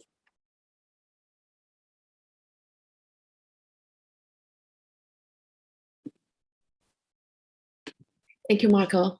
Hello, everyone. My name is Jenny Hsiung, and I have been working in public education in California of the United States for 13 years. The pandemic has impacted greatly on the society's physical and mental health since last year. Suicides, thefts, gun violence, racial hatred, and other crimes that are frequently seen in the news are actually closely related to psychological problems caused by society's imbalanced mental state. I myself had postpartum depression after giving birth to both my children and often experience mood swings regularly. Fortunately, I had the opportunity to join Taijimen in 2008 to learn the wisdom from my Shifu, Dr. Hong Daozi. He taught me to practice Qi and cultivate the mind. Taijimen Qigong not only mitigated the seasonal allergy that I've been suffering from for many years, but also helped me to learn to look at things from a different perspective and turn negative thoughts into positive thinking. With Shifu's mentorship and brothers and sisters support, I was able to lift myself up and see the bright side of life whenever I'm about to go through fluctuated emotions. Since I benefited a lot from Taijimen in both physical and mental health, it's natural that I wanted my elderly parents to also benefit from such a good self-cultivation group. Unfortunately, they had a skeptical attitude towards Taijimen that stopped them from joining. Their suspicion originated from the year 1996, when the land prosecutor Ho Kuan-ren of the Taipei district fabricated false evidence and indicted 5 Taijimen people, including Shifu, Shimu, and some Dizi, for fraud and violation of the tax collection law. He even included an absurd statement of raising goblins in the indictment and manipulate the media to broadcast the false accusation over and over again. His act obviously violated the regulation that the case should have been kept confidential during an ongoing investigation. Many innocent Taiwanese people, including my parents, were misled by the false information from the media and misunderstood Taijimen. False prosecutions and press reports have not only damaged Taijimen's reputation severely, but also closed the door to those people who would otherwise have the opportunity to practice Qigong and cultivate their heart in Taijimen. It's a serious violation of people's right to freedom of belief. The Taijimen case, after undergoing 10 years and 3 months of investigation and trials, finally was determined by the Supreme Court in the 3rd instance on July 13, 2007, that Taijimen is not guilty of fraud, has no tax evasion, and has no violation of the tax law. Ignoring the court's judgment, the Taxation Bureau kept issuing illegal tax bills targeting the years of 1991 to 1996 against Taijiman.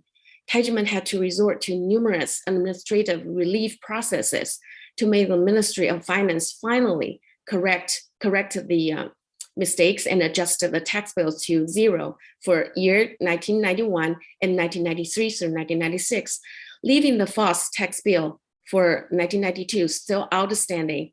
However, there are no discrepancies on the tax relevant evidence between 1992 and the other years. The Tax Bureau had no intention to revoke the false tax bill, and later on even used the illegal tax bill as an excuse for putting up Taijiman's sacred land for auction in 2020. After the auction failed, Taijiman's land was illegally nationalized, which seriously infringed the Taijiman's deeds' human rights to freedom of belief.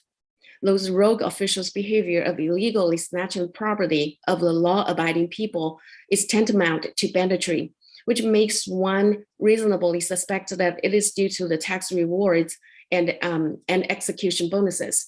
These monetary rewards to government officials have no legal basis. The former Ministry of Finance, Hsiung, admitted in the legislators' questioning that it's not limited to the tax officials. The chief and deputy chief also take such bonuses. In 2012, the land minister, Minister of Finance, Zhang Shenghe, opposed the removal of tax bonuses when he was undergoing the legislators' questioning. He said, the salary is just not high enough to maintain the official's integrity. A government official serves the public and gets a salary from the government, period. It is not justified. It is not justified to allocate monetary reward in their own favor.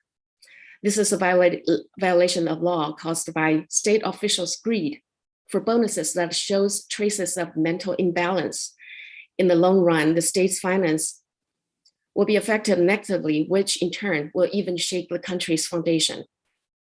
My shifu, Zhang of Taijiman, Dr. Hong Daozi, mentioned in his speech on April 22nd, 2021, when he was presented with the Drug-Free Hero Award, the purity of the heart is easily affected by greed, anger, obsession, arrogance, and skepticism, which we call the poisons of the heart.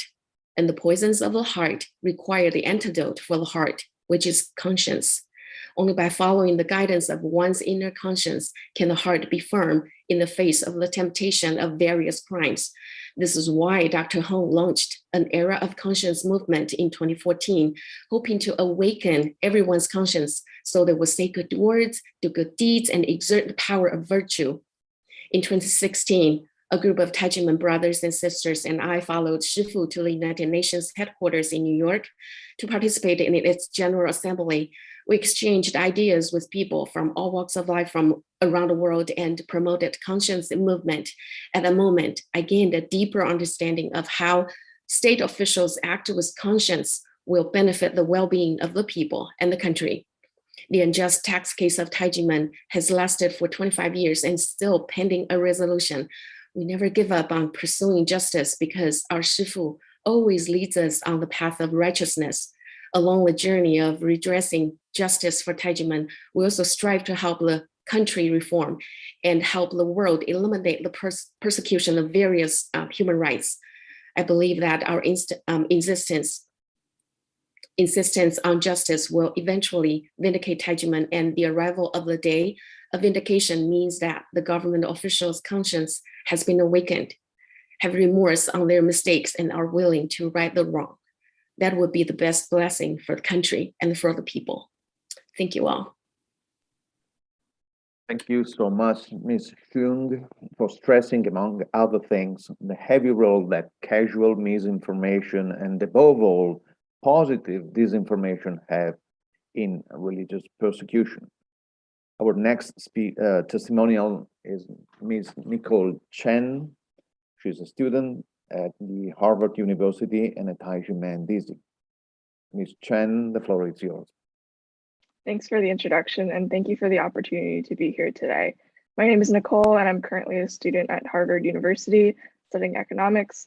I grew up and went to school in the Bay Area in California and was editor-in-chief of my high school newspaper. Since my freshman year in high school, this idea that the press is one of the most important resources to gain accurate information has been etched into my mind by my journalism teacher and fellow editors and reporters. A few months into the start of my journalism career, I learned about the importance of the First Amendment. My teacher made us memorize the First Amendment backwards and forwards, and I was taught to always have it with me in case anyone tried to breach my rights. The First Amendment is as is. Congress shall make no law respecting an establishment of religion or prohibiting the free exercise thereof, or abridging the freedom of speech or of the press, or the right of the people peaceably to assemble and to petition the government for a redress of grievances. As a child growing up in the United States, I was raised knowing that these 5 cornerstones weren't privileges, but rights I am entitled to. These rights are so fundamental to every individual that they should be guaranteed in all corners of the world. However, the Taijimen tax case says otherwise. The case started in 1996 when the Taiwanese government cracked down on religious and spiritual groups for political reasons. In 2007, the Supreme Court in Taiwan found Taijimen, Dr. Huang, and other defendants free of fraud and tax evasion. However, the National Tax Bureau, similar to the IRS in the United States, imposed illegal tax bills for the years 1991 through 1996 without any evidence. During a public hearing in Taiwan's legislature in 2010, Taiwan's Ministry of Finance promised to resolve the case within 2 months, but the case is still outstanding today. For 24 years, Taijimen won its case against the Tax Bureau 18 times. In 2019, they recognized the mistakes they previously made and reversed all tax bills to zero, except that in 1992, even though the facts of the case in 1992 are the same as the other years. Taijimen refused the settlement and they auctioned off their sacred land last year, and this land is intended for spiritual practice. So there are many things wrong with what happened with Taijimen's tax case. However, in my opinion, the most atrocious violation lies in how the Taiwanese government refuses to allow for the redress of grievances, a right I previously stated should be extended to all citizens of this world. Taijimen members and Taiwanese citizens who are passionate about bringing democracy and fairness to their country should settle only when the Taiwanese government will admit their mistakes and allow for a group like Taijimen to justly make a complaint to the government without fear of punishment and retaliation. The First Amendment sits at our core of rights as individuals. The rights to speech, protest, petition, and practice religion are grouped together and are at the beginning of the Bill of Rights because they are first and foremost to building an equitable society. A fake tax case like the one the Taiwanese government has introduced onto the Taijimen community wrecks the pillars of the First Amendment and therefore the basic rights that belong to all of us. I've grown up around Taijimen members since I was a child. My mother and sister have also been members of Taijimen for many years. Ever since I could remember, Taijimen is a place where I learned to control my emotions, stay calm, and always be happy despite any sort of hardships I was going through. As a child at the age of 6 or 7, I was so shy that my kindergarten teacher thought I actually had hearing problems. Through going to Taijimen, where I was constantly met with kind faces and people who encouraged me to speak up and venture out of my comfort zone, I was able to become the person I am today and overcome fears like this one and more. In addition, growing up in California my whole life, Taijimen was a great way for me to connect with my culture and my heritage. Taijimen is a great organization that should not be torn down for something they are not guilty of. Taijimen truly holds a special place in my heart, but most importantly, there's a bigger picture to consider here. To fight for justice for Taijimen is not only a win for Taijimen itself, it's a win for the Taiwanese people. It's a win for fairness, equality, and democracy, and that is a win for all of us.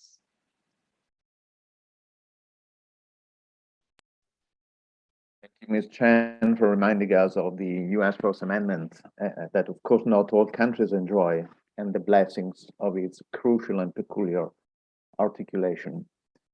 We now move to the last of our testimonial for today, Ms. Stella Lin.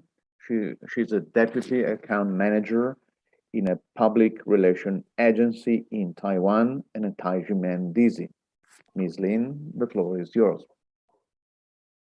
Hello everyone, it's my pleasure to participate in this very special day. Thank you so much for your attention to the Taiwan case and for giving us this opportunity to share our feelings. As a Taiwanese, I grew up in an environment with love. Our Shifu not only teaches us Qigong to make me stay healthy, but also advises me to improve my temper and generate positive energy to benefit those around me. And Shifu always guides us. Apart from being good enough, but also sharing goodness with more people. Therefore, Shifu led us traveling around 101 countries to share and spread the concept of love and peace, as well as to promote the conscious movement. In 2019, I also attended the International Conference of Chief Justices of the World in India, where I discussed the meaning and importance of conscience with ministers, justice, and other heads of state from around the world. And I promise to bring it back to their countries and put it into practice every day. Meanwhile, we emphasize the importance of conscience education to local students and teachers in India and share how we implement it in our daily lives, hoping that the concept of conscience can take root in their young minds and help them realize their full potential. She's nice because she's rich, a classic line from the Oscar-winning film Parasite, which shocked many audiences. But I believe everyone considers this is not entirely correct as I do, because everyone, no matter rich or poor, is qualified to act with conscience. When people from all life, past, and corners of the globe endorse the Declaration of International Day of Conscience, promising to practice conscience in their own daily lives, everyone can make the right and timely decisions and assist others in their everyday living. Everyone has a right and responsibility to act in accordance with their conscience. Listening to one's conscience and acting on it, whether rich or poor, is the best way to correct all forms of injustice, as well as the best solution to the world's survival problems. However, what tears my heart out is the section through promoting a culture of conscience of love and peace and bringing both physical and spiritual health to a society has been framed by a prosecutor as an evil organization that owns tax. Taiwan has won its case against the NTB 18 times in the Petitions and Appeals Committee of Taiwan's Ministry of Finance and Administrative Courts. However, in 2020, the land of Taiwan was illegally and forcibly auctioned by the NTB and the Administrative Enforcement Agency and was illegally nationalized. The Taiwan case is not the only tax and legal persecution case in Taiwan. For instance, Attorney Huang not only volunteered to be the pro bono lawyer, but also contributed money to help with the case, but he was wrongfully fined hundreds of millions of dollars in tax bills because the NTB claimed he may be collaborating with the heirs. Ms. Wu Pei-Chen wanted to buy a crane school, but the deal fell through. Also, the NTB has repeatedly issued tax bills concerning crane school to her for over 20 years. Leaving her helpless. She has depression, has attempted suicide twice, and has stage 3 breast cancer, all while her chemo funds have been forcibly frozen. Former Control Yuan President and former Ministry of Finance Wang Jianshen said in the preface of the ROC Centenary Taxation and Human Rights White Paper. Speaking of tax human rights, thinking about the fact that I not only have worked in the Ministry of Finance for years, but also has been the minister, there must have been many unjust or inconvenient laws made by me. Even though it was not intentionally caused, the regret of the people in my heart cannot be avoided. Many officials of tax authorities, especially senior officers, are my students or colleagues before. If the tax human rights are still violated today, I should be in great charge of this. I'm really a criminal. Even though this white paper was published 10 years ago, there are still countless tax disaster cases that have not been resolved. It is clear that Taiwan's tax and legal systems are riddled with loopholes, and people should not become victims of the bureaucratic system. At a dinner on October 10, 2019, Professor Massimo Introvigne told a story about the war on fire that deeply impressed me. I'd like to thank Massimo for describing Taijimen cultural performance as a beautiful chariot, transporting the world away from the burning house. But I also believe that everyone present tonight is a gorgeous chariot. Everyone who is watching the live stream, your opinions and comments are also beautiful chariots. Human nature's selfishness has caused the world to burn on, but we can save those who cannot see reality from the blazing house. In addition, we must put down the fire, awaken those government officials desirous of power, fame, and riches, and assist them in finding conscience so that the fire source can be thoroughly quenched. My Shifu, Dr. Hong Daozi, said that promoting conscience is what he has been doing all his life.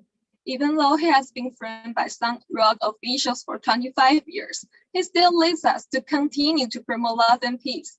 As Shifu pointed out in Love of the World, a declaration of peace in 1999, it is believed that only a sincere heart can touch the depths of one's soul. We do believe that through such peaceful foreign sharing, the government's conscience can be awakened. We hope that by everyone's understanding and sharing, more people will be aware of tax human rights and ask Taiwanese government to face the mistakes of the past and solve the problems laid over for decades. This is the most fundamental strategy to ensure the country's long-term stability. Thank you. Thank you, Ms. Lin, for reminding us, importantly, the true nature of Taijimen, a Pacific spiritual movement who seeks peace, not sedition through tax evasion. I am now leaving the scene to Mr. Michele Amicarelli, who is a psychologist in London, the UK, who will draw the conclusion of today's webinar. Hello, everyone, and thanks to Massimo and the other organizers for inviting me to this webinar. When I first heard about the Taijimen case, I was very surprised it was really happening in Taiwan. I couldn't expect something like this.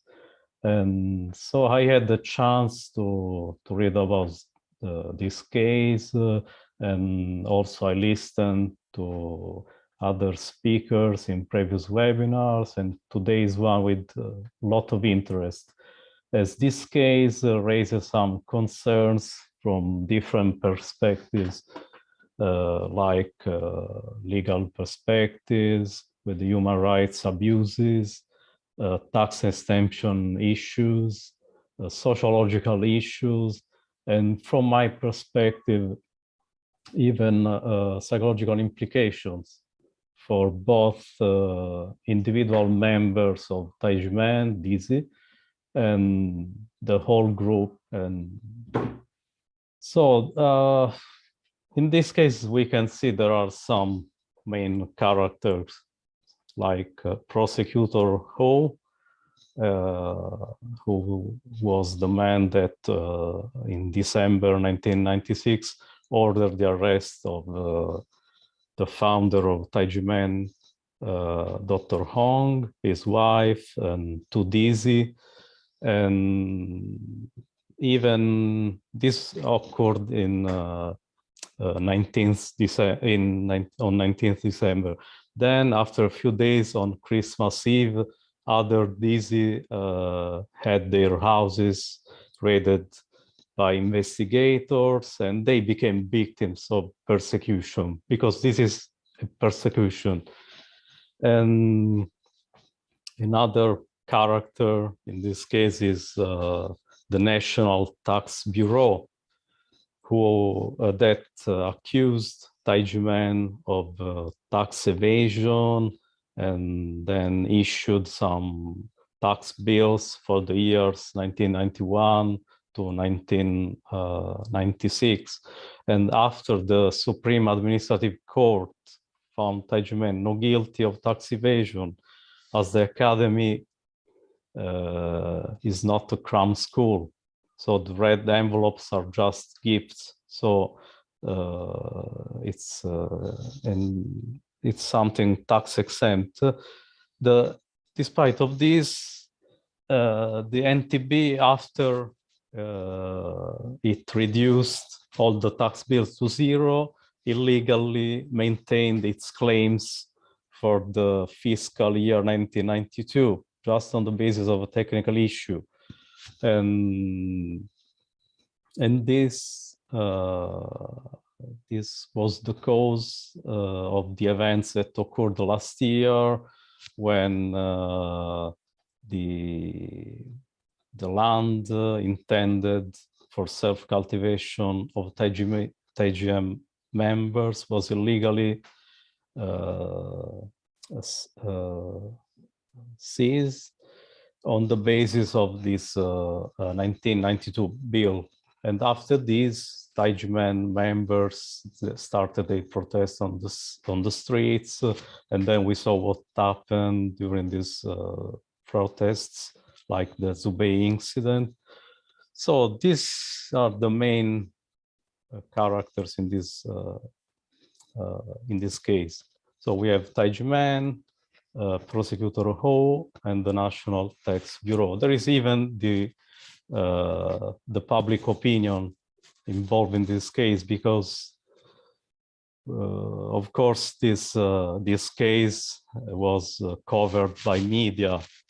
So some people in the public opinion, they were influenced by this case. Others maybe were not, but some people, they started having some prejudice regarding TGM. And so what we can say basically is that TGM is a victim of violence. And anytime that we can say also that there is a relationship between health and human rights, so that anytime that there is a human rights violation, this will negatively affect mental health. So anytime there is a form of violence, the health of people who had their human rights violated, their health will be negatively affected, of course. There are different definitions of violence, and an interesting one that I found recently is this one, that psychological violence is the intentional act against a person or collective force, like a group as TGM is, that results in physical, mental, spiritual, even spiritual, moral, and social harm. And so can we say that TGM members are victims of violence? And if so, was their health negatively affected by this? I think we can say yes. We can answer yes to this question. For instance, the Dizi who spoke today, David Chang, he said that he found in TGM a place where he could improve his physical issues. And after TGM Academy's chapters had been raided on December 1996, his parents were forced to stay at home, so they couldn't go to TGM Academy anymore. And they became victims of prejudice. So this is a form of psychological violence. So they became victims of prejudice by both their relatives and friends. And David's mom got depressed because of this, and then she suffered from dementia. And also David's father, he suffered very much for this. And even David was a victim because his colleagues made fun of him. And also it was interesting what Jenny Hsiung said. She found TGM a place where she could have her psychological and physical problems improved. And so she felt like sharing her positive experience with Taijimen with her parents. And because she thought that they could be positively involved and they could get some health benefit from Taijimen activities. But it happened that they were skeptical about Taijimen because of the prejudice surrounding Taijimen after the persecution campaign was launched against it. And there are even other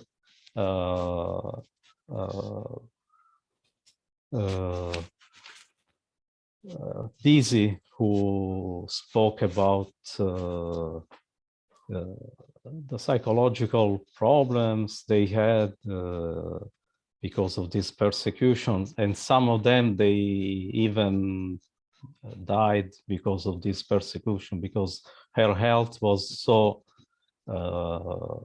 heavily affected in a negative way by this that they died. And for instance, Dr. Huang Taozi, the founder of Taijimen, Grandmaster of Taijimen, he suffered from a lot of,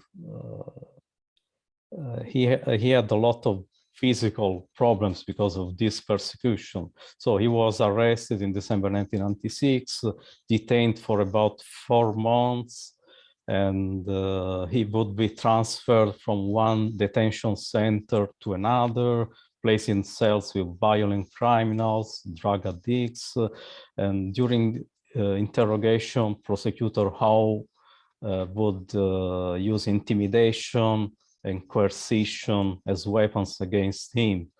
And during the detention, Dr. Huang's health was very deteriorated because of dampness and coldness of the cells where he was held. And also it happened that he had this health damage because of the manipulated kilt that had made his body so itchy that he would scratch and break his skin. And it was very hard for me even falling asleep.